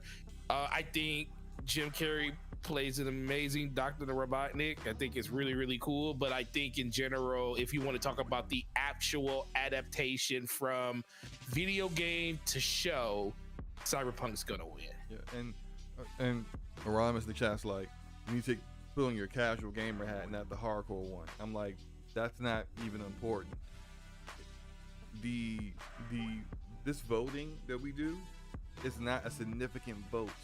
And it's like 1%. Yeah, it's less than 10% of what the actual vote is. The people who have voting rights for the Video Game Awards have just one of them has a more significant vote than all of us combined. So no, it doesn't matter what the casual people are going to vote for. Of course, they're going to vote for Sonic. Most of them haven't watched any of this other stuff, but their vote doesn't matter. Sonic's great. No. This is why the Player's Choice Community Choice Award is never the game that wins Game of the Year. Last year was Halo Infinite. I mean, come on, like it's never the game. So come on. Best debut indie: Neon White, Norco, Stray, Tunic, and Vampire Survivors. Now, I'm gonna go. Again, you gotta think about this is gaming media. I mean, personally, I would choose game up there. I would choose Neon White. I would choose Neon White for me personally, because I enjoy that more than anything else that's up here. But I think what will win is Vampire Survivors. If you look at like how games media has been kind of gushing about it, I agree. So I would say that, or Stray, considering the fact that Stray is in the Game of the Year contention category. I honestly don't know why it's there, but that's just me. We can skip this. We will get to that. I do agree with you on Vampire Survivors, though. Content Creator of the Year, Nibellion. I skipped that. Nibellion. Yeah, look, man. Look, yeah. This is a good one. Best multiplayer. I already know what it is. You got Modern Warfare 2, Multiverses, Overwatch 2, Splatoon 3, and Ninja Turtles Shredder's Revenge. So, I think you can pick. I bet you picked Multiverses, didn't you? I did pick Multiverses because Overwatch 2 is Overwatch 1.25, and I think Splatoon 3 is going to win. Yep, I agree. Yep, I 100% agree. 100%. Because I think they did things to the game to make it actually different. I think they improved on the things that made Splatoon 2 great. and I think they really went into the overall sack when it came to just offerings for 3. No, Now this one, because best sports racing, I mean, probably Gran Turismo 7 will win. I think. What do you think? F122. Okay. Best sim strategy. I have not played any of these games. I will eventually play Sparks of Hope because I liked the previous Mario Rabbids game. But I have no opinion really on any of these. I didn't play Doom. I'm surprised you haven't played Spice Wars. I hear some people say they actually like it. I did play Mario Rabbids. I think that's actually really good, faithful recreation of the original one that they really fixed a lot of issues people have. Didn't play Total War, but so if I had to blindfold it, it would be Mario Rabbids. Okay. Best family. Nintendo category. This is basically the Nintendo category. They win it every year, but I'm gonna go out of left field on this one. I'm going to say the only non-Nintendo game that's represented up here will win. I think Lego Star Wars will win. If you look at the fact that this game was charted as like one of the top 10 games sold all year, and it came out like early this year. And apparently for people who played it, they said it was very good. Kirby's going to win because it got snubbed for Game of the Year. It didn't deserve it.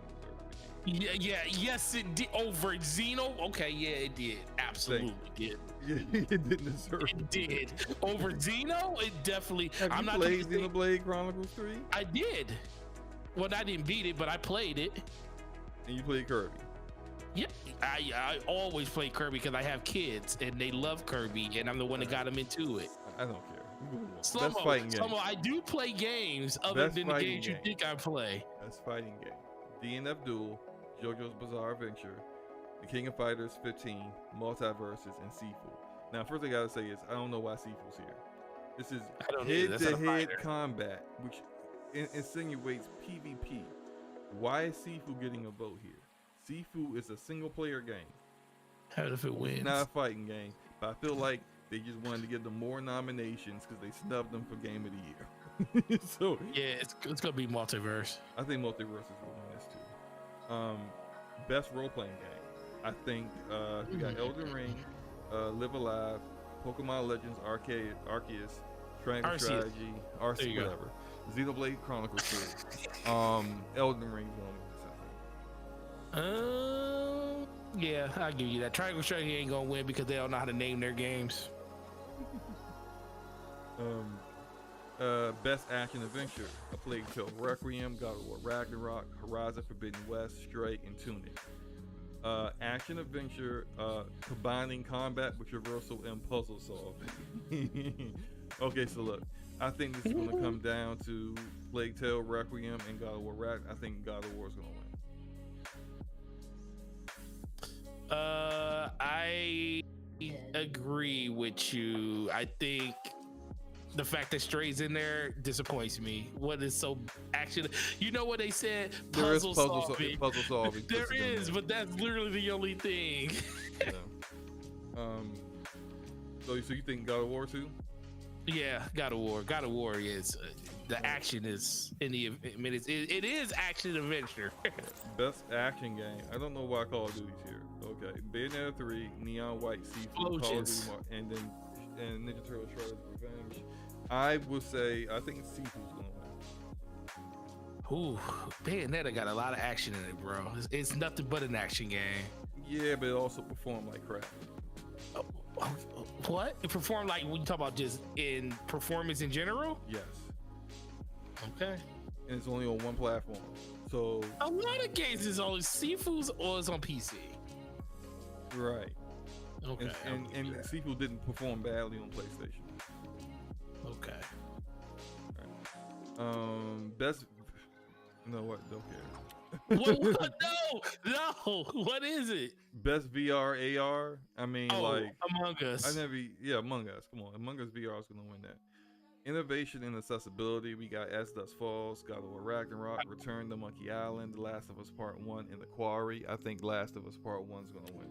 You think even over God of War with all those crazy accessibility options they got? I heard They made a trailer on accessibility options for God they of always War. make a trailer for accessibility options for Oh, every that's right. single one of their first party games. Sony always does. You're right about that. They do. I heard accessibility was pretty good for Last of Us, although I haven't personally played it yet because I with a remake, I'm like I will wait until it comes out on PC next year to jump back in on a game I played and beat twice already. But yeah, I think The Last of Us. This is the only category The Last of Us is really nominated for. So I think they're gonna win it.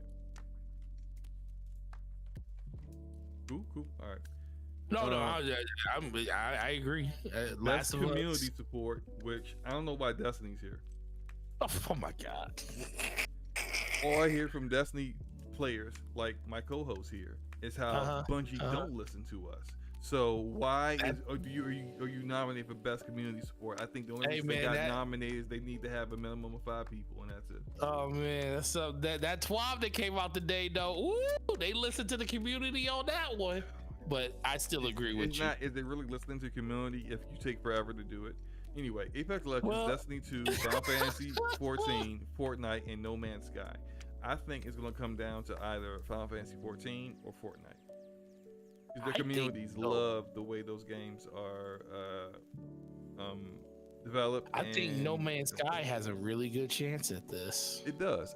I think it has the outside chance, absolutely. Outside, not inside, outside. No, because it's not as popular as these two games. No, well, of course. I think either Fortnite or Final Fantasy 14. Okay.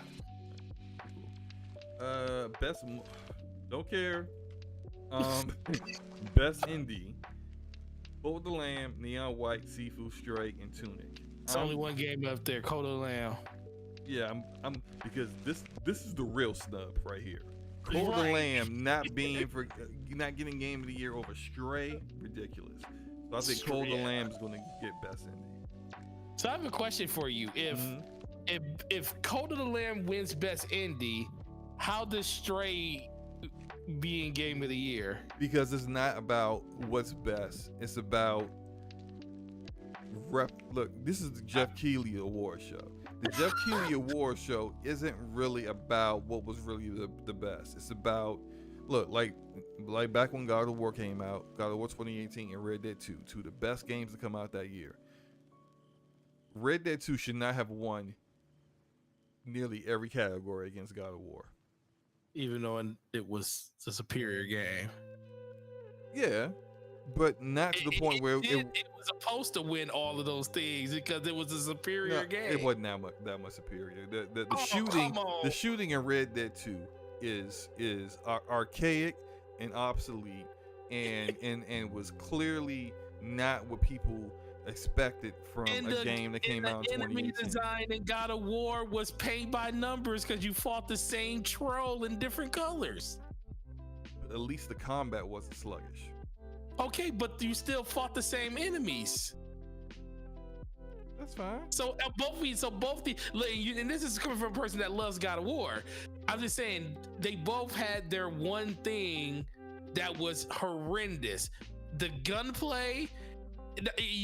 The gunplay in Red Dead was terrible because they wanted it to be terrible. I don't know why they wanted it to be terrible, but that's what they want. Engage in and do the most in that game. And then in God of War, same thing. The enemies that you fight for the most part are all the same. They are not equal. Sluggish, bad gameplay, gunplay. It's not on the same level as I gotta fight the same enemies over and over again. No. The gameplay. Okay, if that's the case, we'll say because Witcher had terrible gameplay too, but we all acknowledge Witcher being one of the best RPGs of all time. I don't. One of the games of all time. I don't. I don't like the Witcher. You're one of the few. Anyway, we moving on. Best ongoing game. Apex. Why is Destiny here again? What the? Why? Because you a hater. I am a hater. I know. Justifiably hating on the. It should not be best ongoing game. Anyway, Apex Legends, Destiny 2, Final Fantasy 14, Fortnite, and Genshin Impact. I think whichever one won best community. Okay, I think out of these two here, Final Fantasy 14, Fortnite, whichever one did not win best community support will win best ongoing. I think it's going to be Apex. Well, no, it might be Fortnite because Fortnite hasn't won in the last couple of years. Yeah, I think Fortnite would do it. They introduced zero build mode this year. They got a lot of people to play it now. They got like they allow players to come up with their own creative, studio, creator made content. And apparently 50%, it was a statistic that came out that said 50% of the people that play Fortnite now play on the creator modes. So they play just as much as the epic modes. Like that's, yeah, I think actually, I think it's gonna be Fortnite. Yeah, I think it's gonna be Fortnite just due to the zero build mode just got people playing the game that didn't even want to play it. Games for Impact. A Memoir Blue, As Dusk Falls, Citizen Sleeper, Endling, Extinction is Forever, Hindsight, I Was a Teenage Extra Con. The only one I played is As Dusk Falls, and I thought that was pretty good, so that's the one I'm voting for. You actually liked it? Yeah, I did like As Dusk Falls. Yeah, it was good. Oh, okay. That's good. Yeah. I think that this developer, Interior Night, I would like for them, Xbox, to continue publishing their games, give them a bigger budget so they can actually animate everything.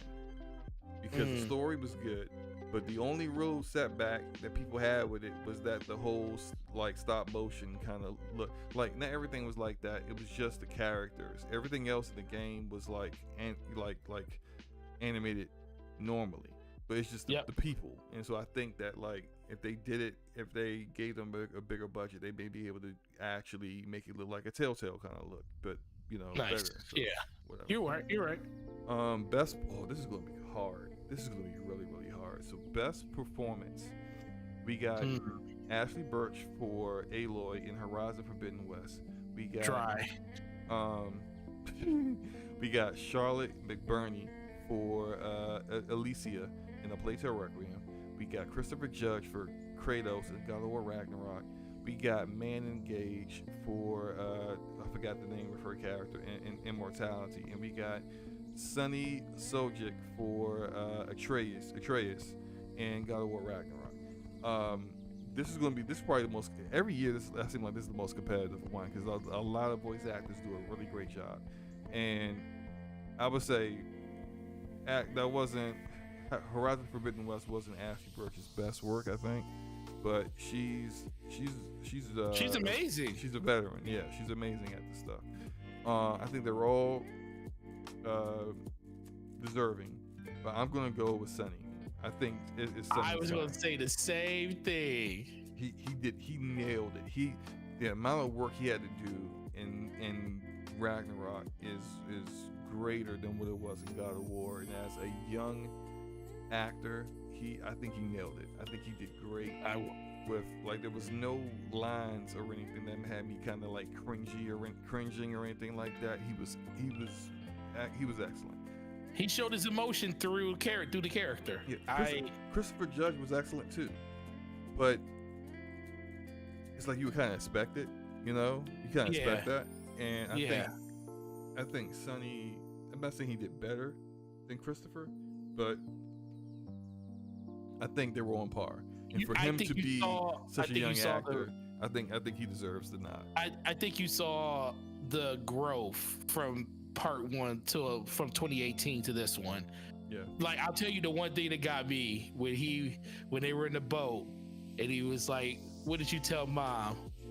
He said, "Woman, guard the house." I died.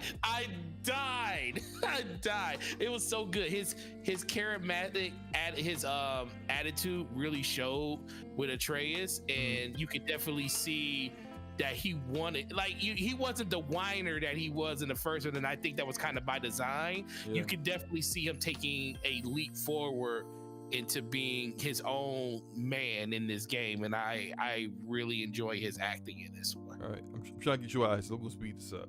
No, we got 5 more left. So best audio design, we got Modern Warfare 2, Elden Ring, God of War Ragnarok, Gran Turismo 7, Horizon Forbidden West. I'm going to choose Elden Ring, and here's why. When you're in those dungeons, you can hear everything. It's, and I don't know if they are combining the music as well as the the design of the audio and the accuracy of certain things. I think they're all kind of deserving for this. Even Modern Warfare 2 with like the sound of the guns, even though I actually might want to disqualify them for having the footsteps being too loud in the game. But God of War is deserving. Gran Turismo probably is deserving. I don't know. Like it's a racer. Like racers, if it sounds like a car, then it's great, right? But I think Elden Ring. There were times where I actually would like be playing the game and I would notice certain things with the audio and how they designed it, and I'd be like, that's well done. So that's my choice. Yeah. What about you? I would the footsteps really get me in Call of Duty, because everything outside of those footsteps being so loud is really, really good, like top tier good. But I really God of War, the sound stage in that game, when you're hit, like you. Oh, it's epic. It's epic. Oh my God, when you hit something and they go up against a wall, especially if you got a pretty decent sound system, because I don't think headphones really. That's the thing when it comes to best audio design.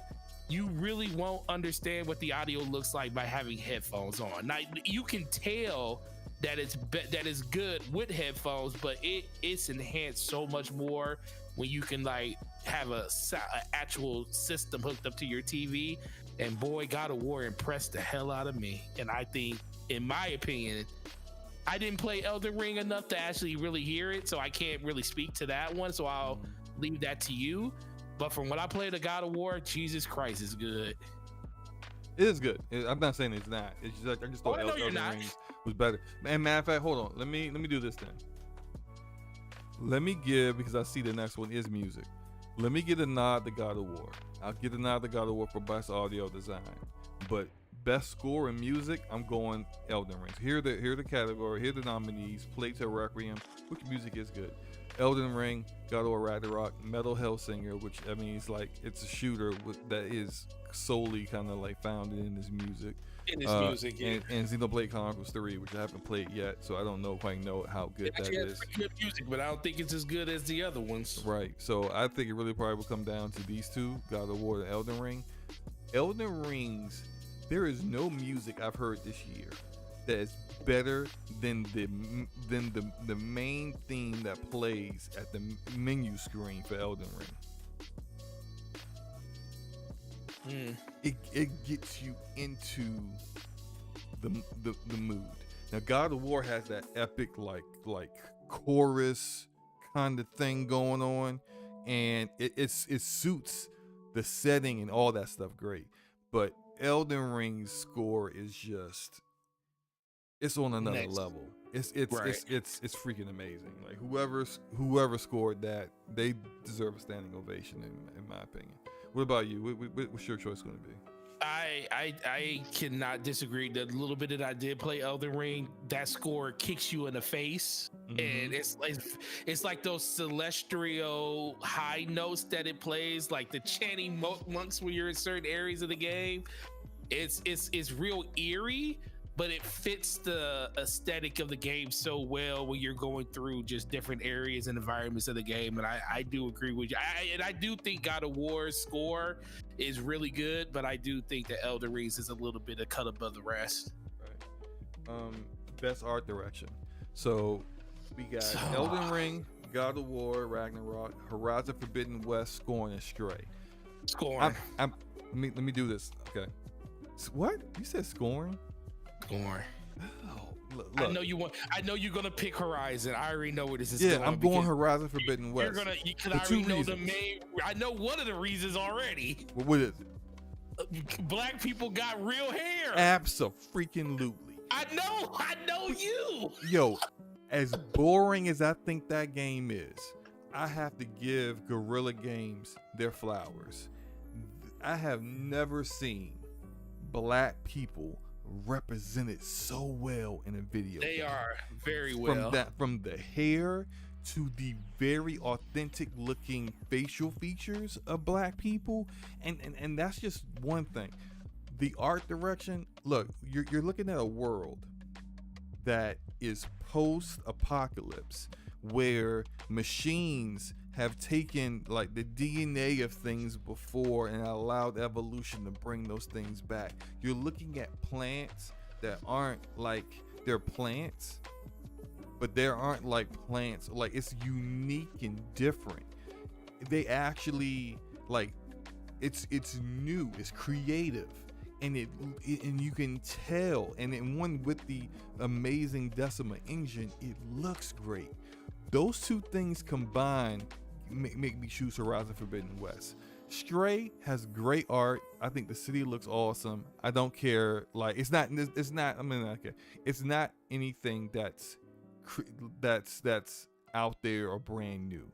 Scorn's got that whole Geiger thing going on, but I knock it because a lot of the shaders in the game weren't even done correctly, were broken. So no, I'm sorry. It should be. No, I was. There's a part here that says technical achievement. They ain't got no technical achievement. No, I was capping. I agree. I think it's going to be Horizon, not only just for the things you said, but I think they had probably some of the best rendering of water and being underneath it that I've ever seen in a game. When you're underwater, I'm like, yo, this looks like a whole nother game under here. Exactly. And it's so unique and different. Like it's very unique and different. God of War, as amazing as God of War looks, everything has a Nordic look to it. There's nothing technically achievement. Absolutely, it's got it, but like it's not that creative. There's a template to base that off of. Elden Ring actually has really good art. Visually, not the best game visually, but the art, like the design of like armor, the design of weapons is all very good looking. But the environments can need some help. Exactly, the environments. Oh no, the art though, like the Earth tree, beautiful. Sometimes you would just stand on a cliff and just look out and just like you gotta snap a screenshot. That looks amazing, right? But it's amazing. It's deserving of being here. It ain't deserving of winning. Horizon Forbidden West needs to win this. Okay. Now best narrative. Here so we got Plague Tale Requiem, Elden Ring, God of War Ragnarok, Horizon Forbidden West, Immortality. I do not know why Horizon Forbidden West is here. That game is boring. Guerrilla Games does not know how to write stories. The first one had bad pacing. This one, they went out of left field with a lot of stuff. I know people who die hard, they like the story. That's fine. You clearly don't read a lot of books.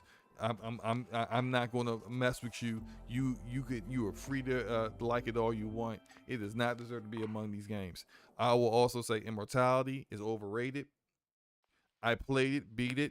I didn't even put it in my games beat list because it only took me 3 hours to beat it, and 2, I didn't think the story was that good, and I saw a lot of capping from games media about it. Elden Ring, I almost did a lunchtime with slow mo to rant about this. I need some of y'all to understand the difference between story and lore. Oh yeah. And I'm gonna say it real quick. Story is what's happening. Lore is why it happened.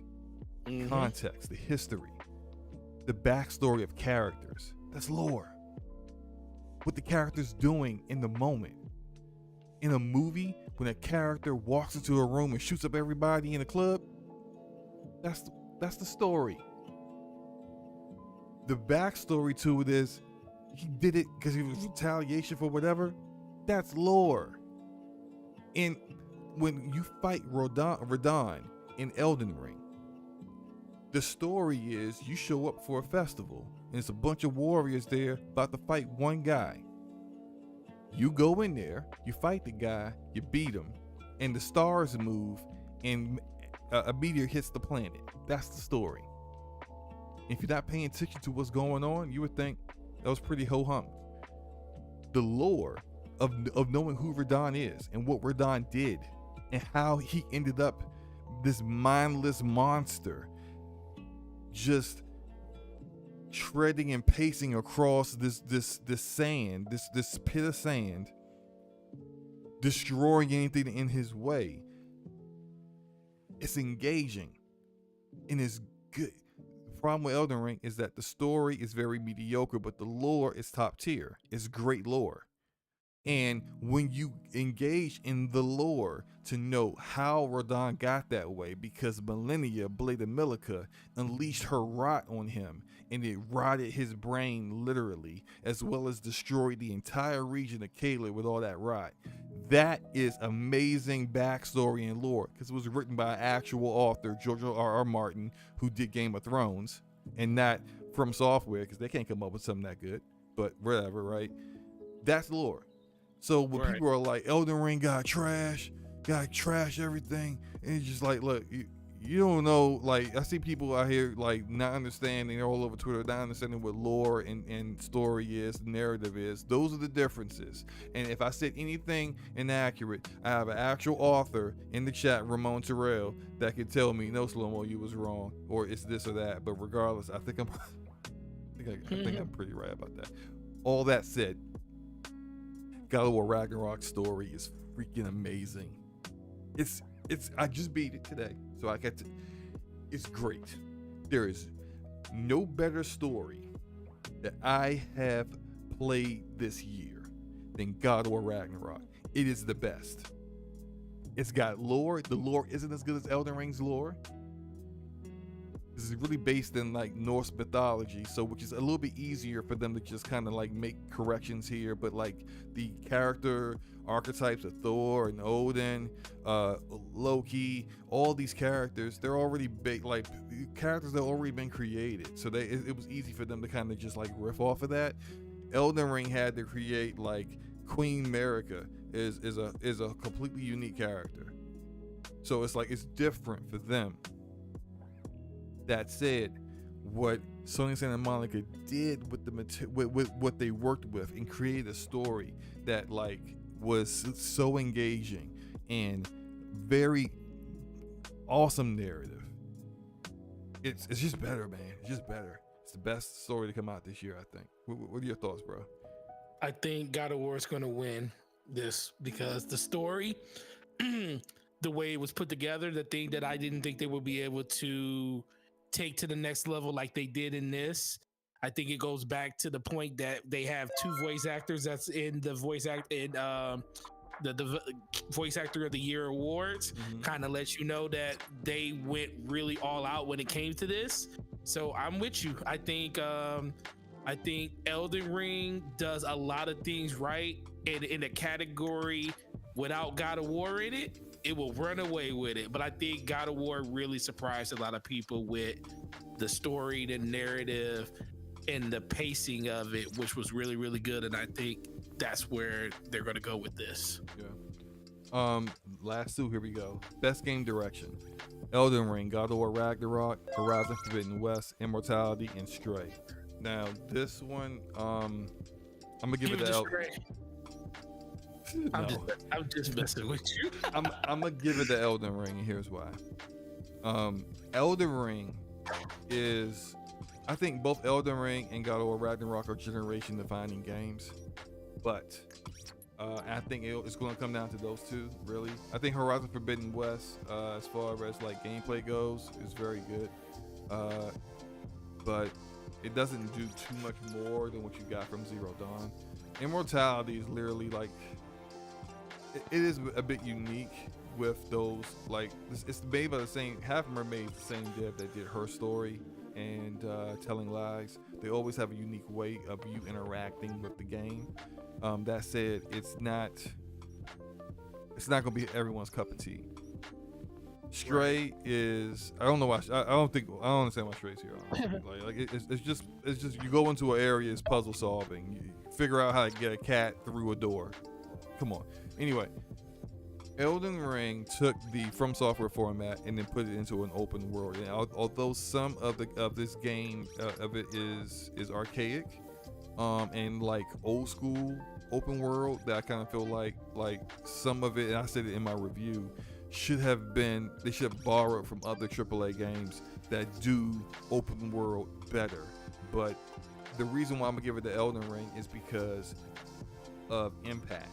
The impact of Elden Ring is going to be far greater than what the rest of these games would do. we're going to be playing games this whole generation that are going to be basing how they make their game off of what Elden Ring did. And God of War Ragnarok, frankly, it's literally the same like design of 2018, just grander with way more puzzles than before. But all right, so I'm done talking. Forte, what are your thoughts? Nope. I think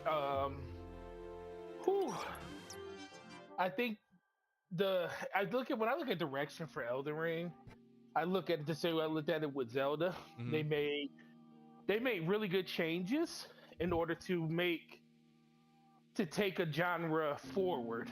And I think that's the biggest thing that you're basically going to get from a game like Elden Ring. Mm-hmm. I think God of War, in so many ways, is a refinement of what they already did. And I see why some people probably, and I don't agree with it. Excuse me. I don't agree with it, but I think in general, when it comes to like people's thought process on the direction and kind of say, oh, it's DLC. I think it's a huge DLC. It's a lot of stuff they added to the game to make it better. It's not DLC. It's not DLC. It can't be DLC when the game is longer than the original game you're saying is DLC for. It doesn't make any sense.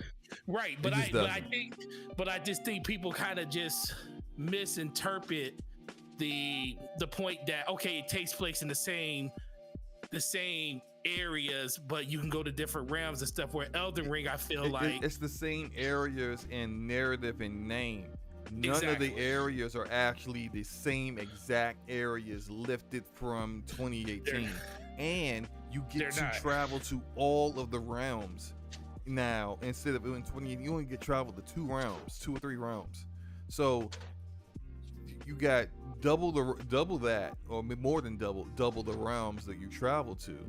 And I mean, again, but the drawback to it is that because this game has to run on older consoles, that they can only do so much with the level of detail they put in the environment and the visual fidelity.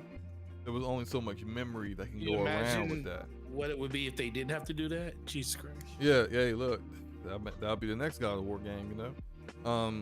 And so here we go, Game of the Year.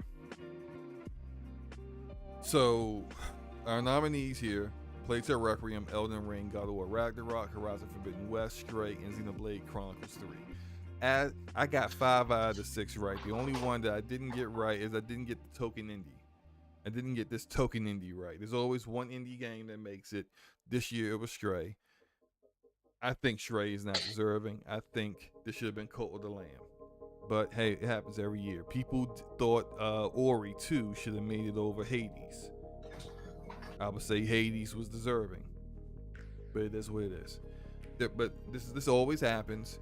There's always at least 1 or 2 Sony exclusives. We got 2 this year. There's always at least 2 multi-plat AAA games, usually the best quality ones of the year, which both of these are deserving. And there's always at least 1 Nintendo.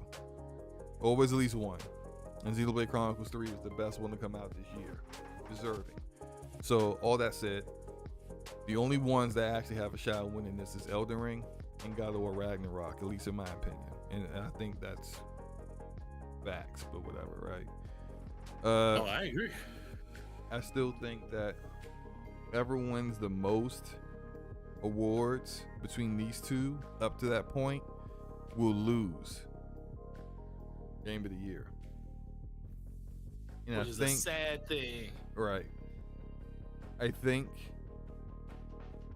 Okay, so. Just say it. Say it. I think it's going to be God of War Ragnarok. Oh, no. I think God of War Ragnarok's going to win. But what did you vote for? And I initially, because I did a lunchtime with Slow Mo on Monday, and I chose Elden Ring. I hadn't beat God of War yet. Now completing God of War, pretty much like adding an additional 12 hours to what I played, is much closer than before. These 2 games are the best games I've played this year. And I made 4 separate characters in Elden Ring and beat the game with all of them. I have absolutely sunk more time in Elden Ring than any other game this year. Mm-hmm. But the differences between these two games, the narrative is better in God of War. But I think the combat and the build diversity is better in Elden Ring. And the design of it, yes, it's prototypical Souls games, but that prototypical Souls game allows you to be far more unique in how you attack enemies and how you handle the world, and the difficulty is greater. I say greater in Elden Ring than in Ragnarok. Mm-hmm. Because when you die in Ragnarok, even if you die, like, you don't have to start at a grace point or a fire or whatever, you know, like you start restarting at the beginning of a boss fight, or even you hit a checkpoint in the middle of a boss fight. So like, you know, that's different than in Elden Ring. When you lose to a boss, that's it. If you lost and your grace was like 5 miles back, well, that's where you at, bro. So it's Millennia Blade of Milica is harder than any boss in God of War, by far. So yeah, I would say gameplay, Elden Ring got it, but these are, it's like you're talking about like very small differences here, you know, like they're so close in how great they are. They're both absolutely deserving to win, but I think Elden Ring would take home more awards, and therefore God of War Ragnarok will win Game of the Year. What are your thoughts, man? Who God of War making this real hard. I not having finished Elden Ring, I just think the impact of that game when it comes to the genre defining way that it had people going crazy to go out and get this game that had no business even attempting to play it, and how it garnered such a great following and long-lasting staying power over the course of basically the whole spring. Like, people were still talking about this game going into April, May. It's just hard to kind of think that God of War would surpass that, but in my opinion, I just think there is so many strong things with God of War, so many things that it does so well that we didn't think would be able to be improved as much as they are.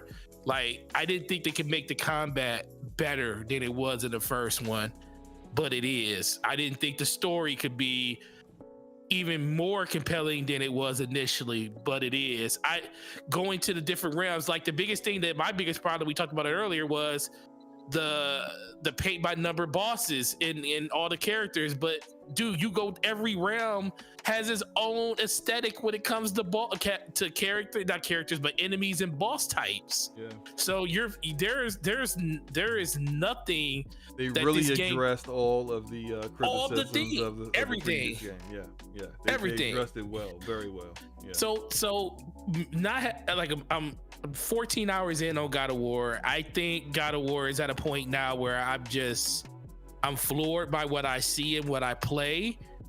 And I do think as much as it shouldn't be a part of it, I do think recency bias is definitely going to kick in, because a lot of these people are playing this game still to this day, and they're going to be playing it over the course of the next month and a half. People are going to be buying this game as, you know, Christmas gifts. They're going to be getting it with their PlayStation 5s because it's bundled with it this year.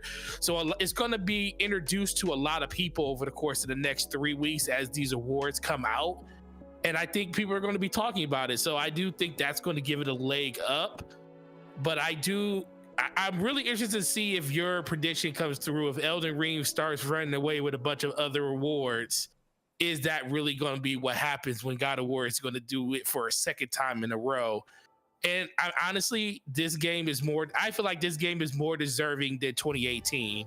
because I felt like Red Dead was just a vastly better game. It's a better game than 2018. Yeah, I felt like Red Dead was a vastly game, and I was kind of shocked that God of War took it from it. But I wouldn't be shocked if God of War won this, because I do think, in general, I think God of War does so many things right. But I also think that you really can't. You can, but I don't think a game like Elden Ring, where it's still having people playing on a PS4 version of the game on their PS5, because it still has frame stuttering and frame skips to get better performance. I do think that has to be a part of it. Yeah, and when games are this close to each other, you have to take that type of stuff into consideration. And I think God of War has done enough to actually do that. Yeah, I mean, there've been a few people. Shout out to Eric Cuts for the win, who's been on the show before. You know, friend of the DPS family. She had a corrupted save or lost a game save, and she was lucky that she had an auto save that was close enough that she didn't lose a significant number of progress. But like, that has only been like the only real issue that I've seen for that game. Of course, you get every now and again like a little like clipping, like Kratos' beard clipping through his armor, or just like awkwardness in the motion matching every now and then, but nothing too serious. But like, that's nothing compared to the amount of issues that you got from Elden Ring when it comes to performance.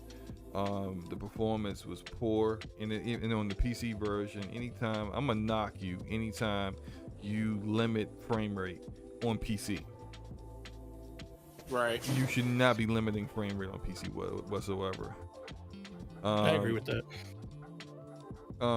Shout out to Gats Gaming, who says slow-mo is like, if you don't agree with me, you're irrelevant. LOL, attacking the chat, sounding super triggered. You know, Gats, you're new here, so I don't think welcome, by the way, but you really don't know what you're talking about, and it's obvious by you saying things like trigger, like no one gives a crap about someone being aka triggered. Anytime anyone says anything that they disagree with someone says in regards to something they're saying, the response from trolls who don't know what they're talking about and have zero ability to counter your points is, oh, triggered. So again, welcome. Thank you for being here. And this clip I just showed, this is a clip of my game crashing in co-op on PS5. I was playing with Luca. I just wanted to show that real quick because that's like literally what happened very frequently in the game, and part of the reason why I think it should be a part of the conversation, like you said. Again, thanks for coming through, guys. Appreciate you watching.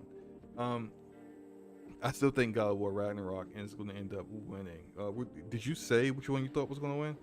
I think God of War is going to win. I think I was okay. Cool. And of course, but look, I think they're so close that like, if God of War doesn't, if Elden Ring ends up winning it, it's like, I mean, that's fine. Like, I think it's deserving of winning the same way God of War is deserving of winning. So, you know, it is what it is. We'll see. But that's the show, yo. I'm sorry, Forte. I know you got. Oh no, you good, bro? I'm about to walk out the door. You good? Let's get you up out of here, and let the fine people know where to find you and where your channel is next week. My channel is Gaming Forte everywhere: YouTube, Twitter, Xbox Live, and PlayStation. And you are here with the great Slow-Mo Backslap, the most amazing content creator that's on the internet, and I appreciate him. Outside of that, man, just be ready for DPS 111 next week. Gonna be a great time, and be ready for Pokemon to be #1 in MPD this month. You know, that's more than, you know what? I can't stand it. That's probably going to be true, but I don't know, man. This is the fastest selling Call of Duty. Call of Duty might edge them out. I don't know. We'll see what happens. There are 2 copies of Pokemon releasing today. Just remember that. That's true. Okay. DPS podcast will be on your channel next week, Thursday. Wait, hold up. Next week is Thanksgiving. Oh yeah, we need to talk about this. Okay, let me retract that. We are not going live on Thanksgiving, so it's not going to be on Thursday. Look out for Twitter or whatever else social media. Maybe we'll make it a post on our channels about DPS. We haven't decided. We haven't had a chance to discuss it yet. So we're either going to cancel next week's show, or we'll do it on a different day. So we'll let you guys know once we have figured that all out. And look, if one of us is traveling for Thanksgiving, we're probably just gonna cancel. If one of us isn't traveling, we'll figure it out. But and that's if Twitter is even still around next week, because the way things are going, Twitter might be gone tomorrow. So check us out on Mastodon or Black Planet, MySpace, Facebook, something. We'll get the word out somehow on what's happening. So we'll let you know. But I'm probably leaning towards we might just not have a show next week, and then be back in 2 weeks.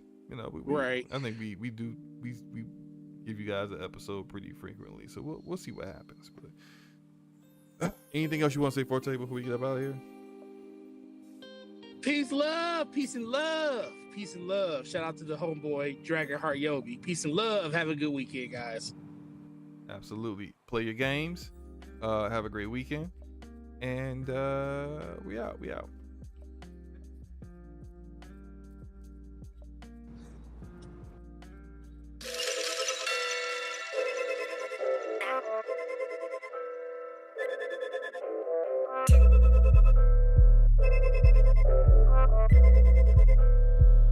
Eyes of Guardian.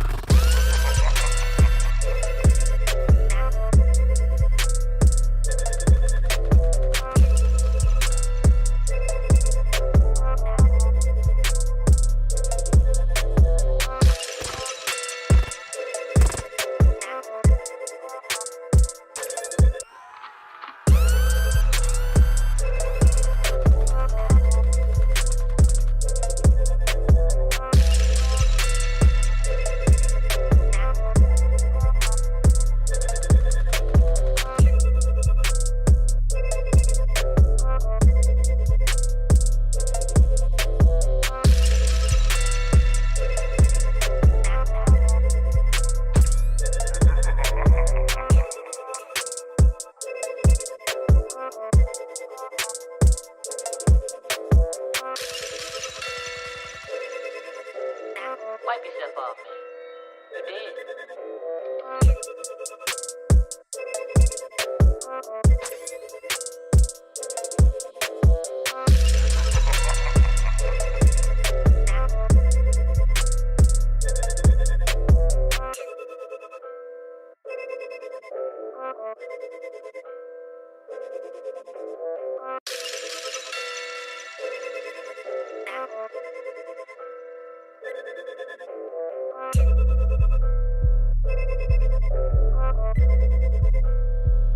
Eyes of Guardian.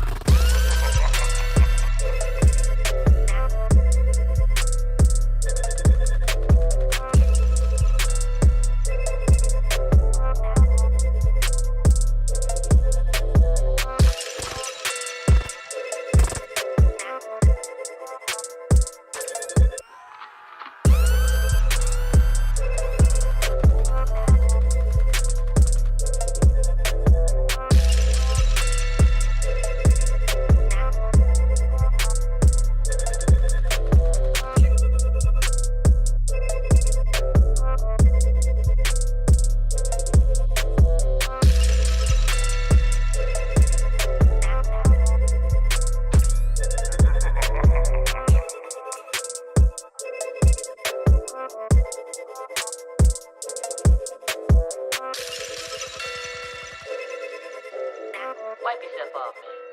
You did.